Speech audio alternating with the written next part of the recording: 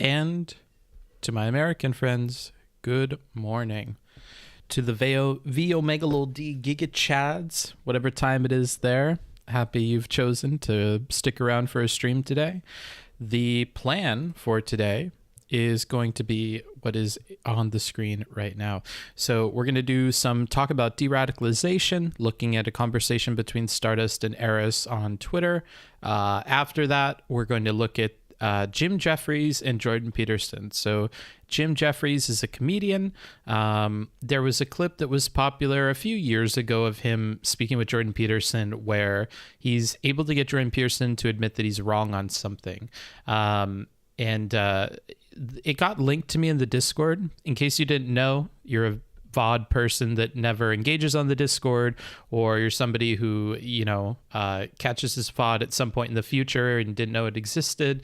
There's a channel in there called Vote Suggestions, and I go through there periodically and look at the things that have been recommended to me. This was one of those, and I thought I had some interesting things to say about it. I looked into who Jim Jefferies was, so we'll give a bit more information on that, and that's the plan for that one. Another thing is I'm just kind of testing out and feeling the waters more with like how much prep is necessary to do these little segments and stuff. Today will definitely be a shorter show. Once we get through those two main topics, we'll move into art requests for, whatever it is that we're able to raise money for in the meantime. The dono goal for today. Oh, of course, it's behind everything. Let us move that maybe up to here and then put it in frente de eso. Let's see. Put it right there. The donor goal for today and tomorrow probably is going to be a Sweden video. If there's any interest in that, that would be super duper cool. I will release an edited video on some interviews that I'll be doing in Sweden with some various students in Linköping. And I've learned it's not Linköping. I don't even know if I'm pronouncing it right now, but I know I'm closer. I believe it's Linköping. Because, and this is another thing I learned, this coping kind of pronunciation or whatever, that actually means shopping. And it's pronounced closer to ch than it is k. So Linköping means the place in Lynn where shopping can be done. And there's a place just to the west of here called Jönköping. And that's going to be the place in Jan where you could go shopping and so on and so forth. So I'm trying to learn more about the places that I'm going to. And so I'm trying to also, on that same note, correct anything I'm mispronouncing. So that has been a work in progress. I've been talking with more people. I've had a fun time. We'll kind of recap my trip, some community updates, because I'm always working on the stream, trying to improve it. And then, we'll jump into these three topics. So here's another thing that I'll show you. And yes, hi, you'll get to see me a little bit before we would normally get started, because we will still be doing music and stuff. So art requests. I will have 3 $5 requests that will be kind of quick sketches. We'll do 2 $10 requests, which will be a bit longer than the other quick ones. And then I'll have 1 slot open for a $25 request. So if you really like the art streams, you want to support them, you have a character in mind that you would like to see me try my hand at drawing, you could pick any of these different tiers. I'll be crossing these out on the chalkboard as we go through it and as we go through the stream and shouting out this. And again, all of that money is going towards the off-stream time that it'll take to produce this Sweden video, because I don't think it's something necessarily that I would give to TAC to edit. I would probably edit it on my own computer and in my own time.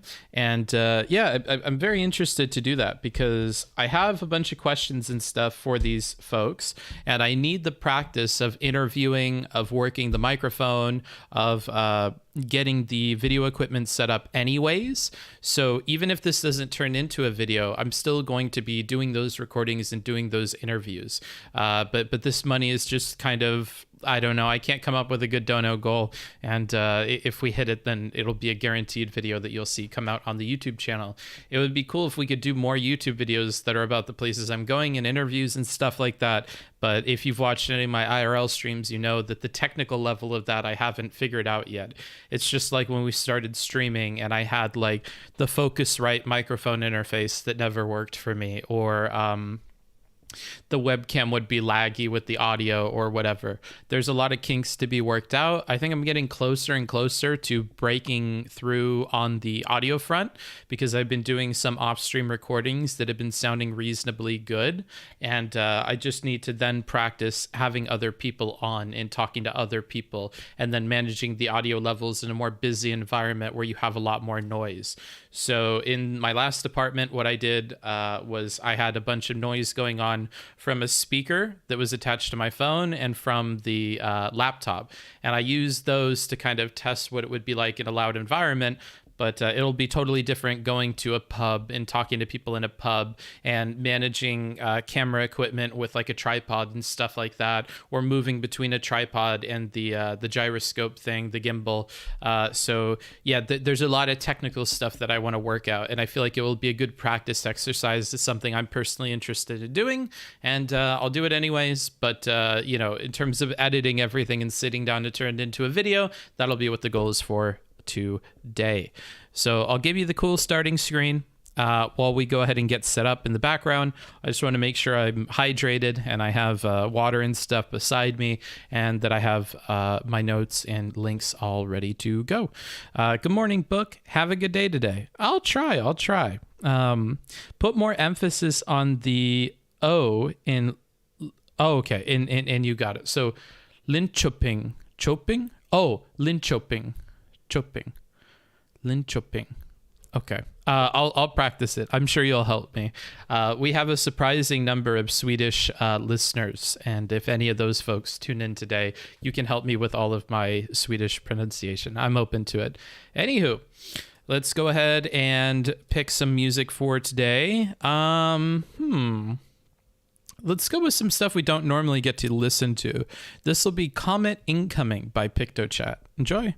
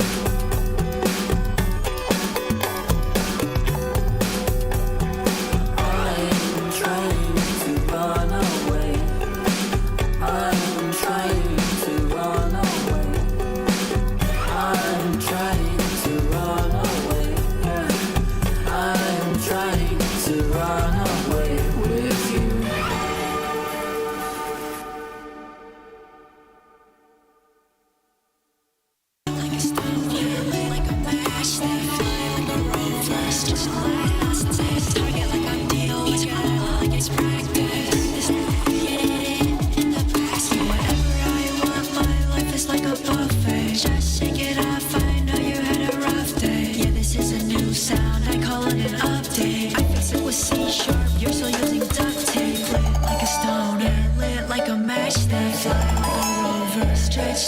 elastic. Target like I'm DOA. Target like it's practice. Practice like the NBA. Get it in the basket. Okay, boomer, I think you're a loser. I'm talking about a gun, not a real ruler. I feel like a Uzi Vert, it's a Frank Mueller. I feel like I'm smoke perp, cause I got a boner. I'm a motherfucking boner. Yeah, I'm a bust like a boner. Yeah, going hard like a boner. Yeah, standing tall like a boner. Stone like a match. Like a rover. The last test. I get like I'm built. Yeah, it's practice. Get it in the basket. Stone like a match. Just the last test. Target like I'm DOA. Target like it's practice.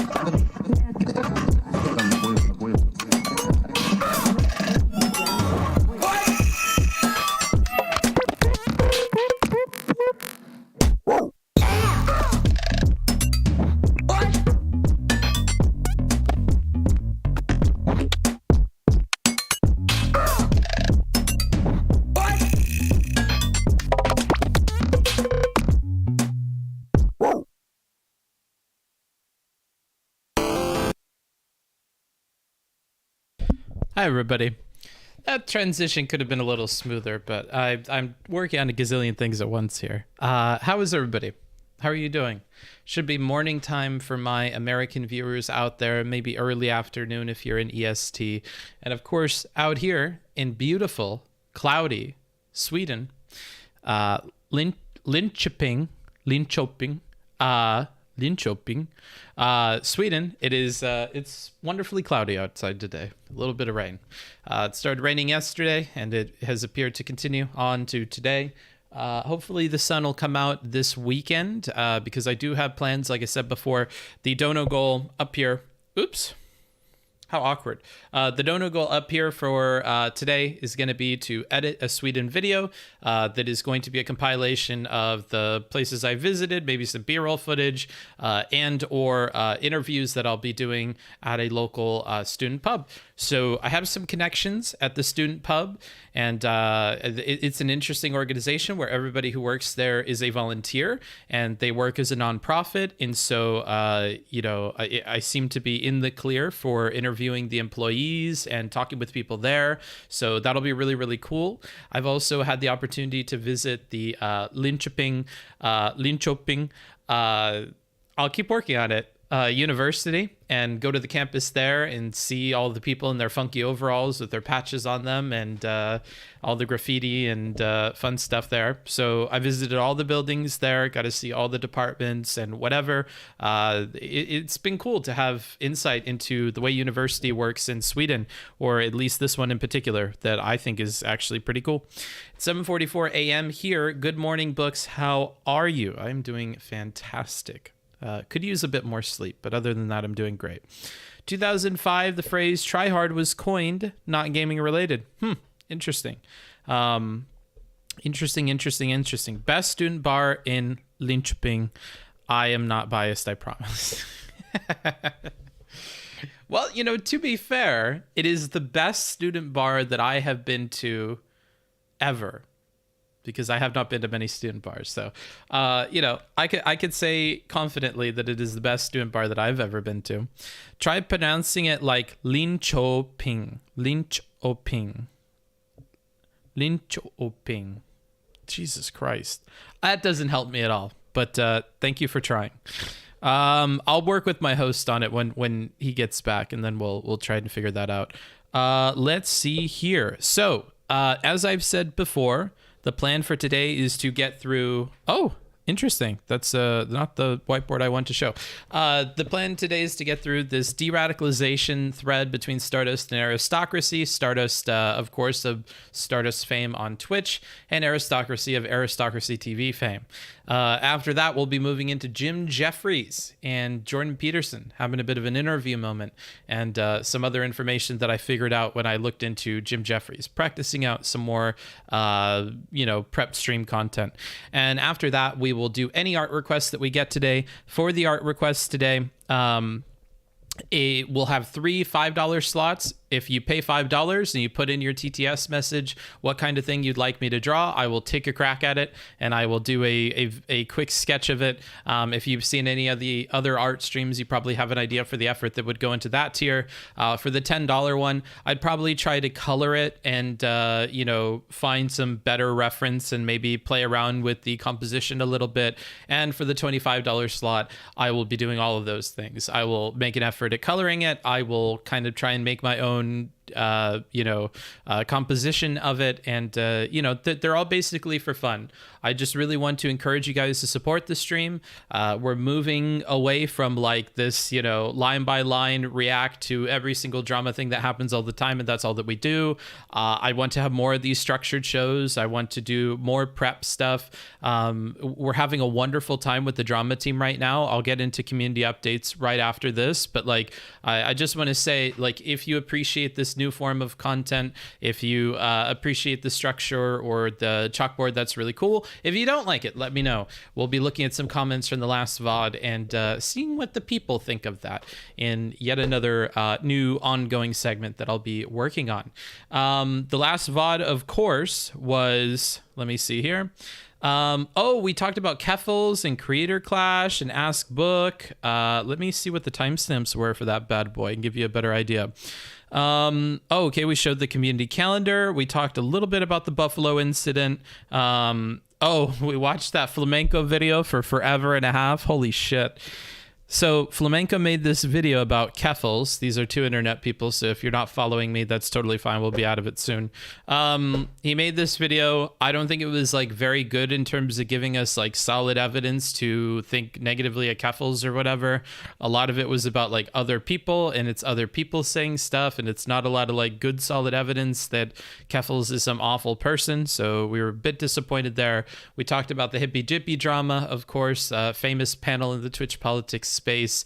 They had some issues with Keffels because she refused to go on the show because this Stardust lady is friends with the flamenco guy that made the hit piece video, and so on and so forth. That's how it be. We also did an Ask Booksmarts segment, and then that was it. Let's go ahead and just skip the line here and do our comment responses from that. So I'm doing these every show where I'm just looking at some of the VO Megalo D Giga Chad's comments and seeing what it is that they have to say and giving you guys some love. So let's go ahead and project this full screen for me. Actually, I could do this. Trying to figure out a good way of doing this, because if I look at my little preview window, I definitely can't read these comments. They're way too small, and I got, eyes that don't work very well. So I think what I can do is open them up here, and then, okay, awesome. So I'm going to go ahead and read this out. This one's from Salad Tosser 9000. What a very silly name you have, Mr. Salad Tosser. I really enjoyed how this stream was structured with the limited time allotted for each topic. Getting little tastes of the Ask Book, YouTube comments, and with the debate hour thrown in, it would be a really good pacing the whole way through. It could even be used as little interludes to break up some longer content. Big fan of schedules and structure in general, though, so I could be in the minority. Are they in the minority? What do you guys think? I'll throw it to live chat for a little bit. What's this, daytime stream? Yes. It's almost 3 o'clock in the afternoon here in Sweden. So for my European viewers, yes, you're getting a nice early afternoon stream. Who's being radicalized? Giga Chad? Well, we'll see. I think it's more about de-radicalization, but that's how it is. Do Americans actually know how to pronounce O, A, and U? I don't know. I have no idea. Probably not. We don't have those letters. They don't exist. I heard that Swedish people have an introvert culture. Yeah. So we'll see how difficult it is to get interviews out of people, but that's part of the challenge, right? I think we'll just do some icebreaker questions at the very beginning and then go into the structured ones that I have. A lot of these are questions about things that people already know about. It's not like I'm quizzing them or putting them on the spot too bad. And everybody that's on there will consent to being on there. It's not like I'll go down the line of employees and force them all to say something. New channel rewards. Yes, we do have new channel rewards. So there's that from Salad Tosser. Let's go to the next one here. Next one is... from Sister Rose. Let's see. Let me. Again, I'm trying to get better at this. Ooh, not that one. That one's very long, very large comment there. Sister Rose says, it's hard to have much sympathy for flamenco after watching Xander Hall's videos, but I'm also exhausted seeing Keffels plastered everywhere given her left unity takes that generally involve coping for tankies and shitting on people who've had bad experiences with tankies. Nobody deserves the Kiwi Farms treatment, though, and anyone saying X isn't alt-right, they just engage with a transphobic fascist abuse cult forum is very sus. So I'm torn on this. I do agree with you that nobody deserves the Kiwi Farms treatment. Yeah, that's pretty rough.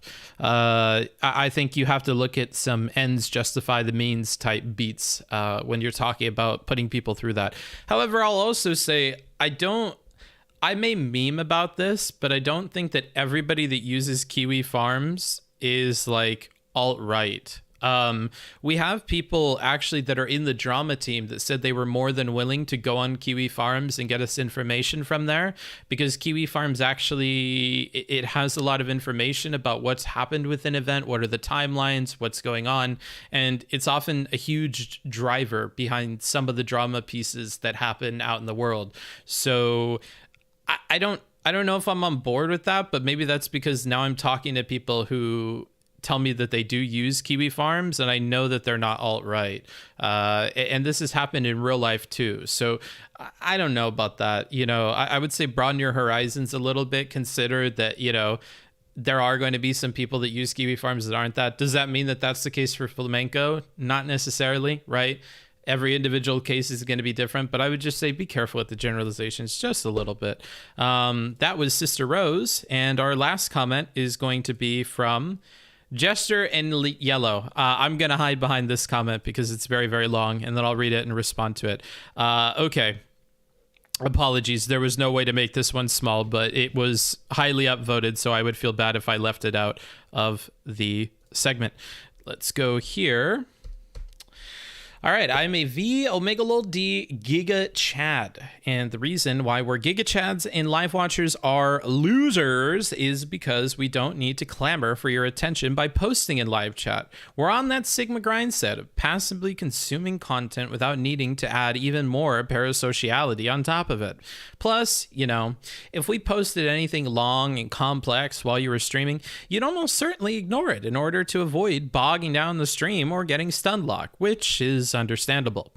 Honestly, when Twitch really started, it pretty much killed like 80% of the YouTube channels I watched at the time. They all stopped making videos and only did streams, which are boring as fuck to listen to in comparison to videos.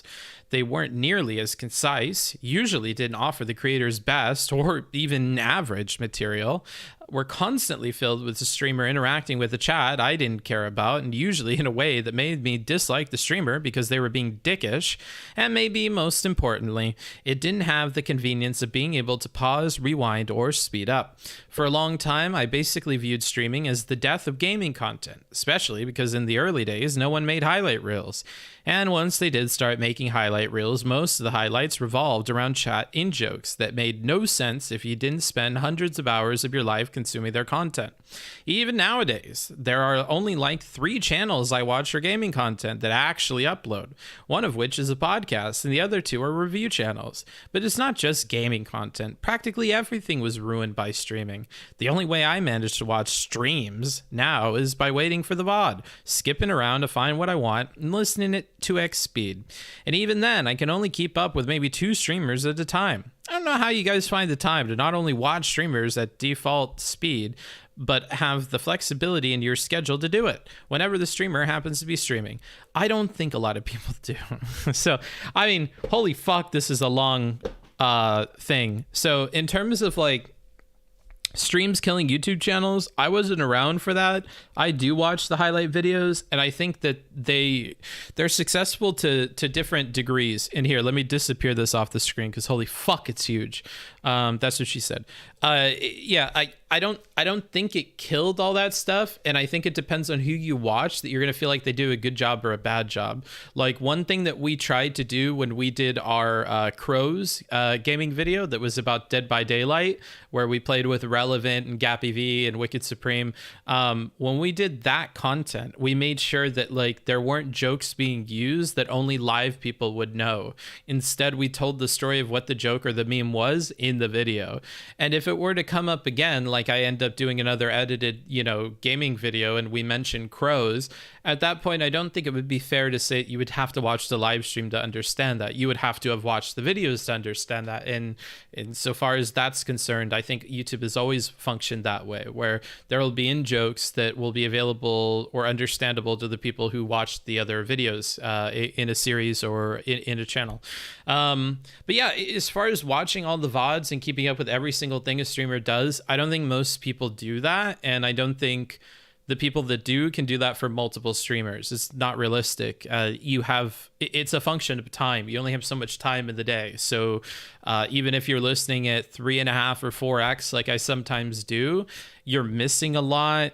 You can still only fit in so many videos and you're only awake for so many hours. So yeah, I don't think a lot of people are doing that. I think most people are like you and they jump around, or they do it when they have free time, and sometimes they don't have free time, or they stop having free time and they do other shit, So even people who are no-lifing it, I think they no-life it for a period and then they do something else that they no-life and then they return back to it or never do. So yeah, I mean, as far as all the Giga Chad stuff, yeah, being able to play the whole thing back is definitely good. Being able to play it at multiple times speed is good. And the parasociality, if you want to avoid it, you certainly could. However, I will end this segment by saying I encourage you to put a comment in the bottom of the video. If you don't give me your live chat messages, if you don't email me about things, if you're not on the Discord, the least you could do is leave a comment. Let me know what you thought about today's show. Wait until you see the rest of it, because we haven't gotten through any content yet. But, you know, I read them, and I'll pick the best ones, and then we will review them in a segment like this. But League Bookie was funny. Yeah, League Bookie was good. I was asking my Discord what kind of dono goals I should do, and they said that I should do a dono goal for just one game of League, which I might be tempted to do today. I don't know. I'm not really feeling this dono goal. I'm going to disappear it because I think I'm going to do that anyways, and it feels bad to do. So yeah, we won't have a dono goal today, but I will say, hey, up here, you know, let's get some donos going for those $5, $10, and $25 drawing slots, so we have something to do at the end of today's stream. If we do not fill those up, then I will just end it when we finish our prepared content. All right, what is first up on our show here? Oh, I didn't do my community stuff. Okay, I got to organize myself a little better. Let's see here. In terms of stream updates, I have overhauled channel points. That's right. I got rid of the stupid fucking make them suffer thing. I have added one that is about breathing and make me breathe. I'll try to keep track of those. Oh God, somebody already redeemed it. All right, I'll do it. So Occam's Razor has redeemed 3 deep breaths. So I'll do that one and I will mark it as done. Oh, I can't mark it as done. Wonderful. That's awesome. Twitch's interface for this is great. Absolutely great. All right.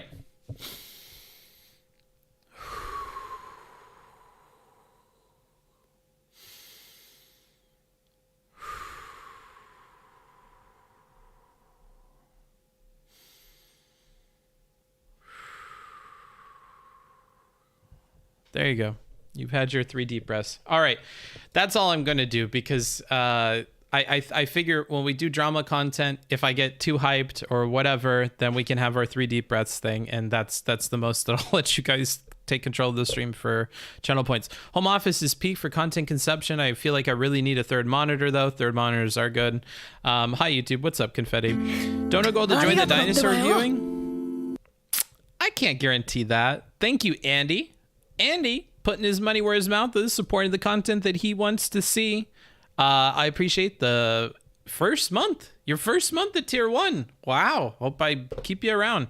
If you have a Twitch Prime, you could do that for free once a month. You get your free Twitch Prime. If you have an Amazon Prime account and you've not connected it to your Twitch account, you're missing out. You could give me free money every single month. Support the streams that you love. Because if I continue to be too poor, this is not something that I can continue to do. And I'm not going back to doing drama shit. I will just go back into doing paper writing. So bear that in mind. Okay. We have a runway right now, party people. And that runway is all the way until the end of summer. Okay. It's right around the end of July. So by the end of July, I want to have saved enough money to move into a place in another state, probably North Carolina. That's what we're looking at this point. And if I can make enough to do that, then we'll kind of double down on streaming more, do it more regularly, have a schedule, because I'll have a house, I'll have a place to sleep, I'll have an internet connection that'll be stable. And so that's the idea, is to transition to that at the end of summer. Hopefully I'm able to save money while I'm staying with hosts and bipping and bopping around Europe. And when I return, hopefully I'll have enough to do that. If I don't, I will likely have to make plans to return to essay writing or to get a job doing something else, because you know, I'm at that point. We've been doing this a very, very long time, you and I, many years. I think we're almost at 3 years this year of doing streaming, and my friends are taking indefinite hiatuses. In case you didn't hear, Wicked Supreme taking his indefinite hiatus. You know, I've seen lots of people quit. I've seen lots of people do their own shit. Seems like Twitch politics is falling apart. I am making every effort to get out of this zone and to do other kinds of videos, other kinds of content. Streaming takes a lot of time. It doesn't necessarily make the kind of stuff that I enjoy either doing or watching. So I might be interested in continuing to do YouTube videos, maybe starting an entirely different channel where I do YouTube videos about places I visit or things I'm doing, and just completely move away from this brand and this space. These are all things that I am considering in a very adult way, depending on where we're at the end of the summer. So I will continue to try and make these more structured streams and show you what is it that I would like to continue doing with streaming, and see if you want to support that kind of content. And I've done all my community stuff, which will not go away even if I were to stop. But you know, like that's where I'm at, is I'm taking a full sprint. I'm taking a full sprint to do the kind of content that I want to do. And if it works, it works. If it doesn't, it doesn't. I need to get to work. Have fun. All right. Have a good day at work, Larry. Thank you for the $5. If you had any kind of request there, I will draw it. Art stuff. Okay. Well, I'll use that as my free card. Let's go ahead and open up the other chalkboard here. That is one of our $5 slots taken up. So if I go, well, I'm going to have to figure out how to do this. So if I go into here and I edit this is a bit janky, but now we have two $5 slots left. And then we go back to here. I'll figure out a way to do that that's not janky. I think I could use Studio View and open it in a different window, but anywho. Technical paper writing sounds like a good career. I mean, it makes money. Wait, I just noticed we are going to talk about the Jordan Peterson woman. I don't know if we're talking about a woman today at all. Dono Gold to join Dinosaur. No. Okay, let's see. Carrying on. What do we have to do? What else is in this document of things I need to talk about? Oh, we added new emotes. So now we have discussed. We have yeah. We have a bunch of animated ones. We have a bunch of follower emotes. So if emotes are your thing, I have overhauled it and I have filled up my emote slots. If you have any emotes that you think would be cooler, you can do !Discord, join the Discord, go to the stream discussion page and make an emote. It just needs to be square, ideally 112 by 112 pixels. And if it fits those requirements, I will consider adding it, maybe replacing another one because we have some ones that we don't really use. And that being said, let's go ahead and move on to our main topics for today. So today we have Stardust versus Eris on de-radicalizing your friends. That's what we'll be covering. Let me go ahead and open this. Wow, Draco. Let's see what Draco has to say here. A drawing of the MY emote has been requested by the Discord. Okay. Well, I do oblige. So that's another one of our $5 slots for the Mwaha emote. Let me go ahead and try the studio mode solution here for changing that. Okay, so I go into chalkboard 2. I go into here, I edit this, and I remove another one of our $5 slots. All right, that works perfectly actually, because now I can switch, and you'll see that we have only one $5 slot left, two $10 slots, and one $25 for those drawings. So bear that in mind, party people. All right. Thank you, Draco, for your support of the channel, and let's go ahead and move into the main content. I have this open over here. Right, meow. All right, this looks good. This looks good, and I think we're good to move on to here. Oops, let's put that up here, and then move you guys to the front. Bada bing. Does your technical writing ability transfer to essay writing? I don't know why people are talking about technical writing. I never said technical writing. I said I would go do essay stuff. Oh, big dono inbound. Please draw Wayne from Helix. By Shabnak Adir. But make him Moe. Okay, please draw Wayne from Helix. Wayne from Helix. Okay. Well, then I'll have to update our board here. Go back to my other thing here, and then we go to studio mode, and then we go to I love this. It almost feels like I'm learning how to stream again.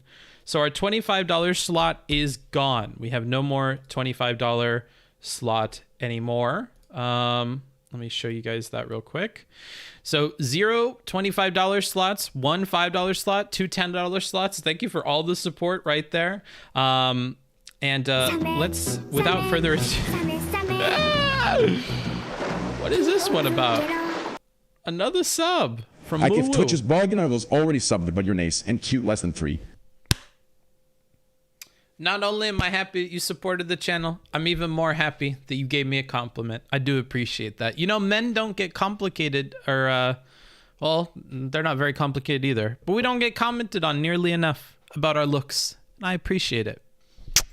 Thank you. I'm happy you think I'm cute. Thank you for the 7 months. A few more and you'll have your 12-month badge. Hopefully we keep this going long enough to make that happen, see that through. Alrighty. But yeah, no, I don't do technical writing. Long form travel vlog videos would be great to supplement alongside rhetoric tips. Yeah, maybe. I don't really want to do rhetoric tips and stuff anymore. Like, especially if it doesn't make me enough money to stay afloat. I would rather do essay writing. So that I'm trying to be an adult. I'm trying to be a big boy. I'm trying to keep in mind, I eventually want kids. I eventually want dogs. I eventually want to like have money to retire. And I can't do any of that. Like just being Twitch drama guy or being Twitch politics rhetoric guy. So I like, if I'm going to be banking on the idea that we could be so successful that like all that is possible, I think I have a much better odds like learning how to make good YouTube videos and doing interesting things, because this stuff is just not interesting to the majority of people, right? So that's just the stuff that I'm keeping in mind. I'm trying to be adult and be more open and drop a lot of preconceived notions about what I should be doing with my time. Just start dealing drugs and stream on the side. Duh. Well, become a Twitch bed streamer guy. Nope, don't want to be that either. No, thank you. Anywho, let's stop dilly-dallying, okay? Enough dilly-dallying. The VO Megalo D Gigachads are going to be mad at me. Let's switch over to... Wow, why does that one not work? Let's go to this one. Oh, none of them work because I'm in studio mode. Duh. Bada bing. Clearly off my game today with not getting these done. I'll also disappear the Swedish goal because we don't really need that. Okay, so let's go ahead and read this. Being friends with someone, and this is totally out of the blue. I don't know what the hell caused this for Stardust here, but being friends with someone to quote de-radicalize them is like a religious fundy being friends with you to convert you. It's shitty and unbearable. Would you like it? So we have a lot going on here. And the reason why I wanted to talk about this is because I kind of want to break this down a little bit. I think it could use some expanding upon. Let's see what this is Please about. draw a picture of you with your wife, kids, dogs, and Nico Arc with your nice house with a white picket fence. Love you, buddy. Okay. All right. Well, there's our $10. Let me go ahead and studio mode this shit again and then see about fixing that up. Okay, studio mode. Go to the chalkboard. To edit it. Get rid of this $10 one. So bada bing. All right. And then I'll check the feed later and I'll go through all those at the end of the stream today. So we have one $5 slot and one $10 slot left, I do believe. So if you want your drawing stuff, I would get on it, party people. Okay, exit this, go to here. Okay, a lot of clicking around that I'm having to do here. Okay. Holy fuck. I need 3 monitors, dude. I need a fucking house. Holy shit. So... I think that there's a lot going on here. Being friends with someone to de-radicalize them. So this being could be like becoming friends with someone to de-radicalize them. If you're doing that, that's like a problem, right? In the same way that if you're religious and you only become friends with somebody to convert them, that's bad. But there is friendship for de-radicalizing, friendship for converting to a religion, and then there is friendship and de-radicalizing, friendship and converting somebody to your religion. Now, you may have problems with both of these things, but they're fundamentally different. One, the entire purpose is to complete the de-radicalization, to complete the conversion to some kind of religion. And when you're going out and your entire purpose is that, friendship is merely a mechanism. It's merely a means to accomplish that end. That is fundamentally different from going out and being friends with people and then making some effort to de-radicalize them or making some effort to expose them to your religion or your religious ideals, right? Completely different. Because in this situation, the main goal is going to be to make friends with somebody. And in the first situation, the main goal is to de-radicalize or to convert them to your religion, right? Very, very different. And again, you can be unhappy that people are trying to convert their friends to their religion at all, in which case you'll have a problem with both of these. But even if that is the boat that you're in, that you don't think you should be actively trying to de-radicalize your friends or trying to convert them religiously or trying to impact any of their fundamental ideas, even if you believe that, you would probably have to grant me that this situation is worse than this situation here. Because this situation here is an incidental thing that you've embarked upon after already seeking friendship. And then the other one is you're seeking friendship for the sake of doing the thing that you don't like, right? So I don't think that that's super clear here, because if we read it, being friends with someone to de-radicalize them sounds very different than a religious fundie being friends with you to it's not super clear here. And what's being asked of Stardust with a lot of the people that she's friends with, who people think are radical, who people think believe in ideas that are awful and whatever, they're not expecting her to befriend people for the purpose of doing this thing. Nobody is saying that, right? Nobody is suggesting that she only becomes friends with people for the purpose of de-radicalizing them. The fact is that she's already friends with those people. So that's not what we're talking about. We're not talking about being friends with someone to de-radicalize them or continuing to be friends with someone to de-radicalize them. That's not at all what we're talking about. So let's put that to the side here. But that is the framing that she's giving here. And that's why I feel like either she's written this in a way where she is actively misconstruing what people are asking of her, or another possibility is that maybe she's just written it incorrectly and doesn't see the huge difference between those things. But in any case, she doesn't fall into bucket number one. She falls into bucket number two. She's already friends with people who are radical, who hold ideas that we would probably want them to change as a general lefty community and whatever. And so what she's being asked is to make some steps or make some efforts to de-radicalize the people that she's friends with, right? Or a lot of other people say that she shouldn't be friends with them at all if she is not trying to de-radicalize them. But even in that case, it's not the same as what she's framing it as here. So the way that she's kind of construing, I think, a lot of the criticisms of her, I didn't really enjoy seeing. And so I wanted to kind of, make this note here. So furthermore, she seems to miss the message about people like Daryl Davis. Yeah, we'll take a look at that in a second. I feel like this is a really weird equivocation. Constantly trying to convert someone to your religion sounds a bit different than trying to convince someone not to hate black people. So I had my initial thoughts, which I've explained to you when I read her initial tweet. When I read Eris's tweet, Eris took it in a whole different direction, and we all have different viewpoints. So what Eris focuses on is, and if we have a multi-part thing where friendship is either for or and de-radicalizing, friendship is either for or and converting to a religion, rather than focusing on that for and distinction, what Eris is focused on is the things at the end. So the difference between de-radicalizing someone and converting them to a religion. And she's going to focus on that there. So she says that, that equivocating or comparing those two things is not good. And I don't know if we're equivocating. I hate equivocation. I hate the word and stuff, but maybe it's because it gets me in trouble a lot. The point is that it's a really superficial reason for being friends with someone. And this is another thing where I read it and I'm like, okay, it seems that Stardust is like misunderstanding what people are asking of her, or is turning it into something where it's a lot easier to fight against. Nobody is telling her to like be friends with people to de-radicalize them, or that this should be her reason for being friends with them. I don't think that's what's like going on here, but but hating black people is more like, and again, like, the reason why I'm focusing on the for and distinction is because that's where Stardust's attention is.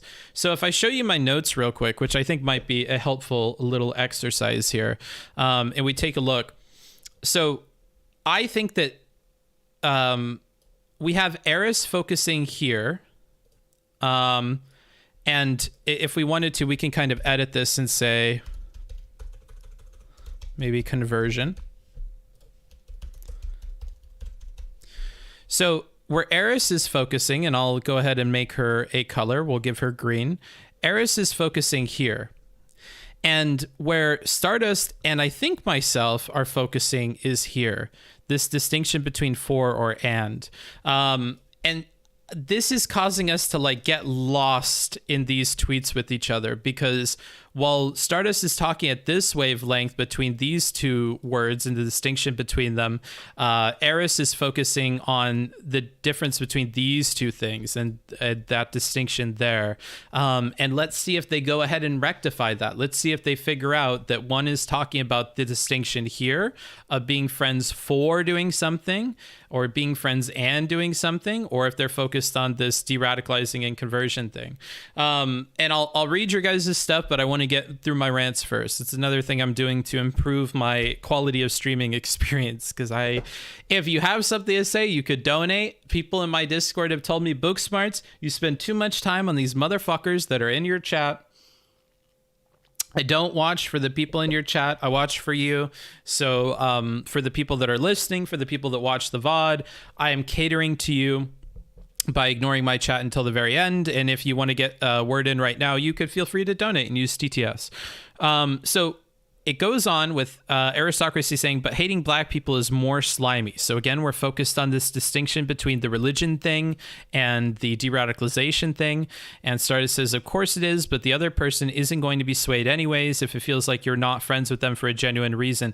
So again, focusing on this, at least here, she also gives something to Eris's side, because if Eris is focused on that side of the argument, which again, if we go back to it, we go back to here. Let's go back to here. If we go here, what Stardust is then saying underneath here is that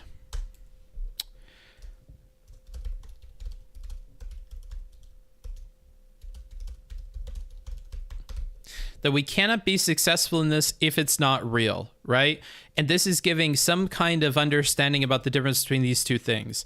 If you want the de-radicalizing thing, if you think it's gross or slimy that people are one way or the other, just know that you can't be successful at that thing if you're not real with them from the beginning.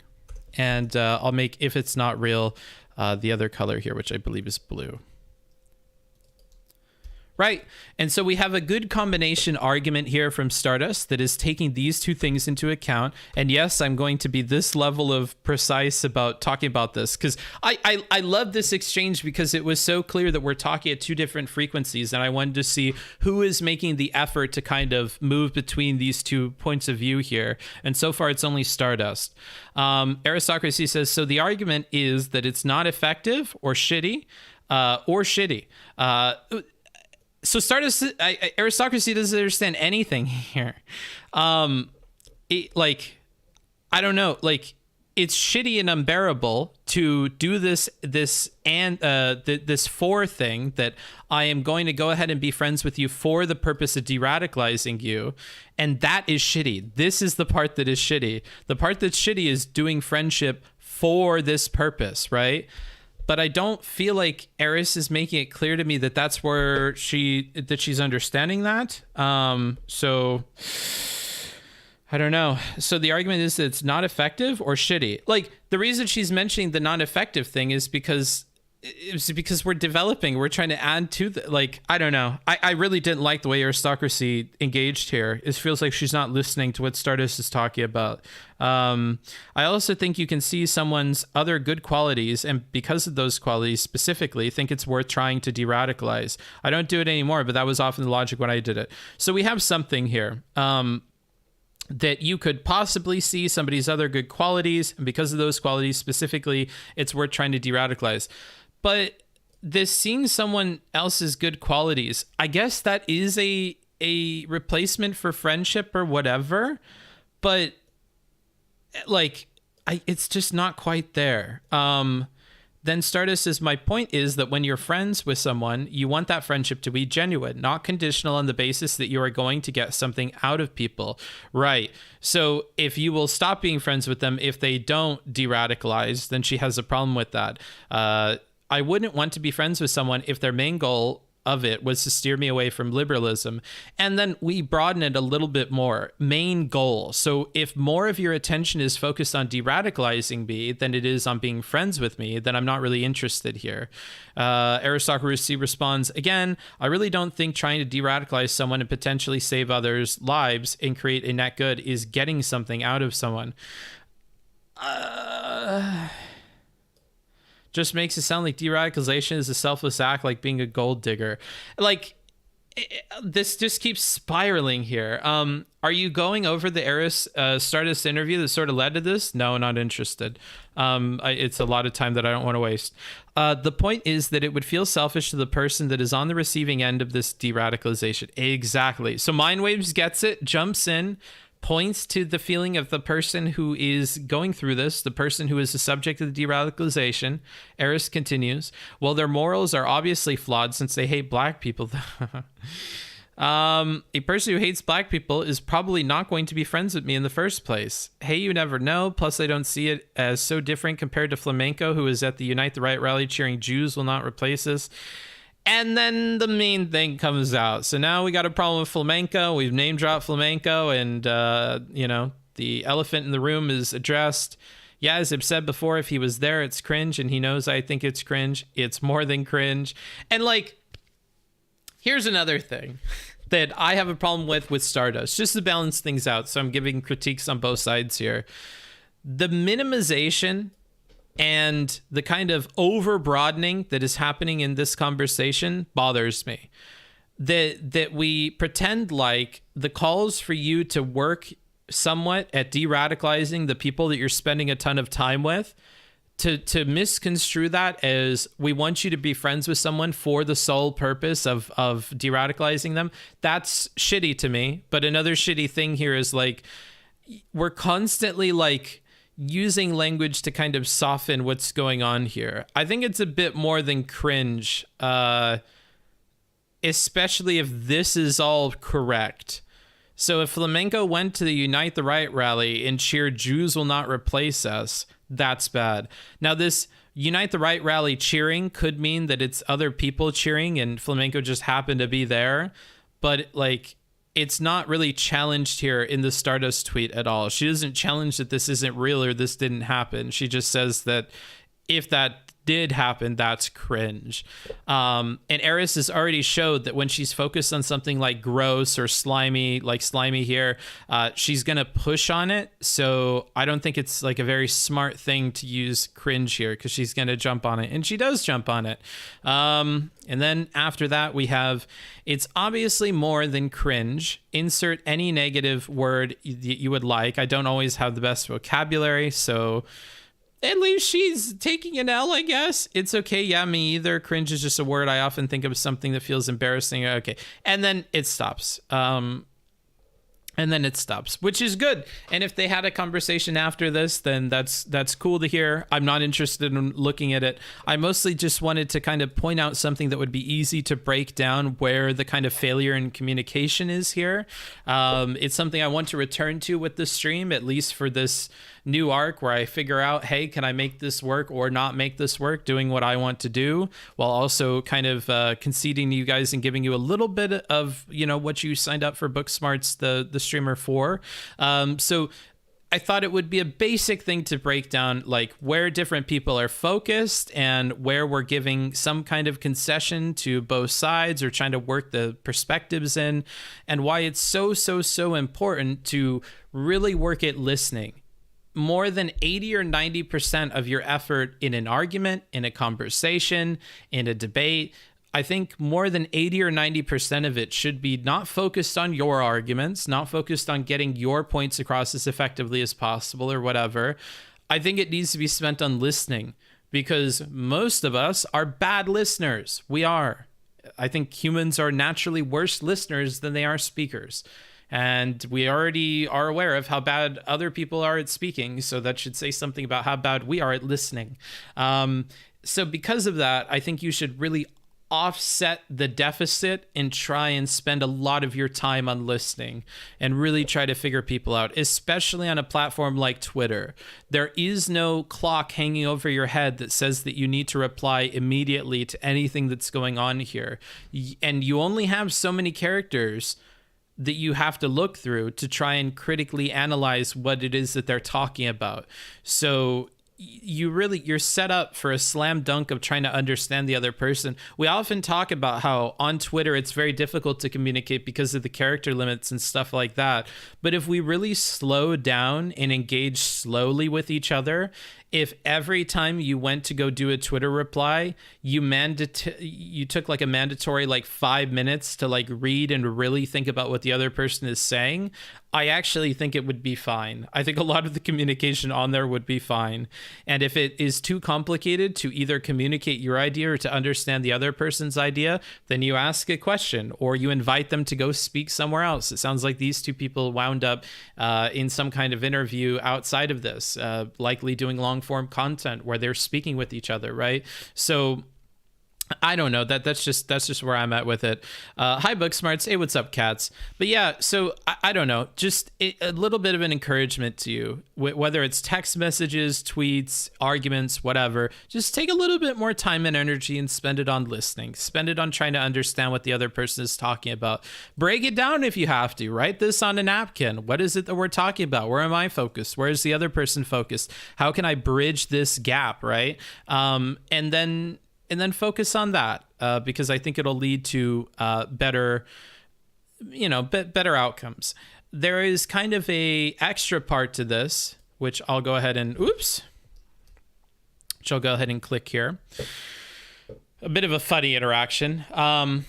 So Stardust says, a person who hates black people is probably not going to be friends with me in the first place. Eris, lol.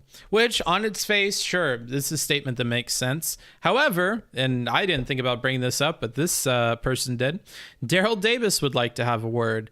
Now, if you don't know who Daryl Davis is, wait a minute, we'll get to it. If you do, let's go ahead and check out Stardust's reply. Actually, to be fair to everyone in the audience, you should probably just click on the article that I have for that.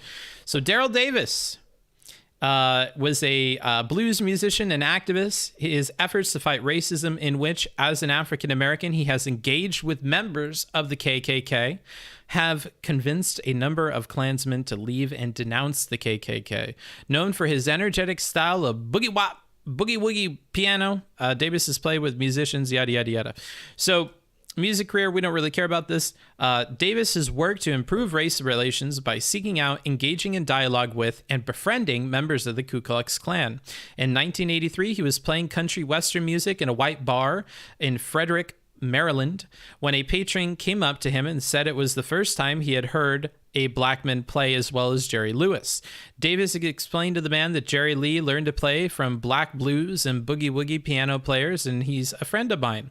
The white patron was skeptical and over a drink admitted he was a member of the KKK. The two became friends, and eventually the man gave Davis contact information on KKK leaders. A few years later, Davis decided that he wanted to interview Klan members and write a book on the subject to, quote, answer a question in my head from the age of 10. Why do you hate me when you know nothing about me? That question had never been answered from my youth. In meeting with the Imperial Wizard of the KKK in Maryland, Roger Kelly, Davis concealed his race before the interview. My secretary called him, and I told her, do not tell Roger Kelly I'm black. Just tell him I'm writing a book on the Klan. I wanted her to call because she's white. I knew enough about the mentality of the Klan that they would never think a white woman would work for a black man. She called him, and he didn't ask what color I was, so we arranged to meet at a motel. The meeting was tense. Kelly arrived at the motel with a bodyguard armed with a gun. Davis eventually became friends with Kelly and was later invited to be Kelly's daughter's godfather. When Kelly left the Klan, he gave his robe to Davis.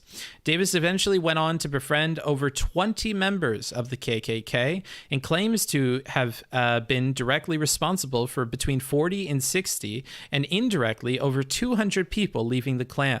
Over the course of his activities, Davis found that Klansmen have many misconceptions about black people, stemming mostly from intense brainwashing in their youth. When they got to know him, Davis claims, it was more difficult to maintain their prejudices. The artist has recounted his experience in his 1998 book, Clandestine Relationships, A Black Man's Odyssey in the Ku Klux Klan. One Klansman told Davis, quote, all black people have a gene that makes them violent. Based on the scientific finding that a 2-repeat MAOA gene increases the likelihood of a violent activity, which was found to be most prevalent in African Americans. After a time, I said, it's a fact that all white people within them have a gene that makes them serial killers. Name me 3 black serial killers. He could not do it. I said, you have the gene. It's just latent. He said, well, that's stupid. And I said, it's just as stupid as what you said to me. He was very quiet after that, and I know it was sinking in. Klan members have often invited Davis to meetings, and they have given him their robes and hoods. In 2016, Davis estimated having collected 25 or 26 robes. Among the Knights of the Ku Klux Klan he interviewed were Grand Claleaf, sorry, KKK people, I don't know how to pronounce your shit, Chester Doles, Grand Giant Tony Laricki, and Grand Giant Bob White, according to the Washington Post. One Klan member gave Davis a medallion stamped with the words KKK member in good standing.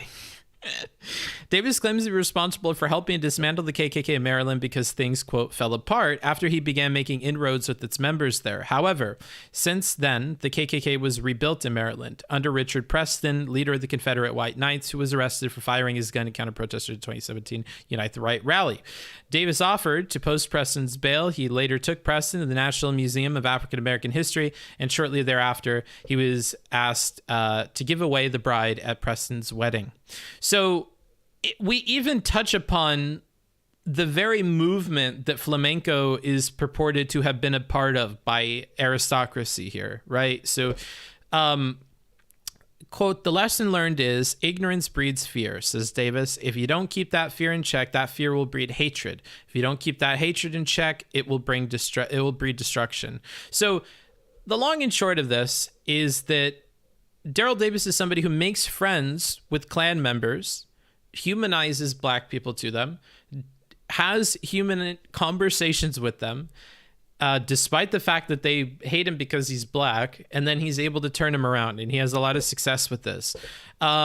Stardust's reply, after being told Daryl Davis would like to have a word, because she says, a person who hates black people is probably not going to be friends with me in the first place. She replies, my goal in my politics is to humanize myself before others. That's not dependent on friendship. Friendliness, maybe. My friendship is different from my politics. Which is just kind of like a funny reply, given who Daryl Davis is. And she says, or Sam says, that's what Daryl Davis does. He goes to KKK meetings to humanize himself. He befriends some of them. I would recommend learning a little bit about him. And one important thing that Sam doesn't really mention here that is a key part of what Daryl Davis does is the pushback.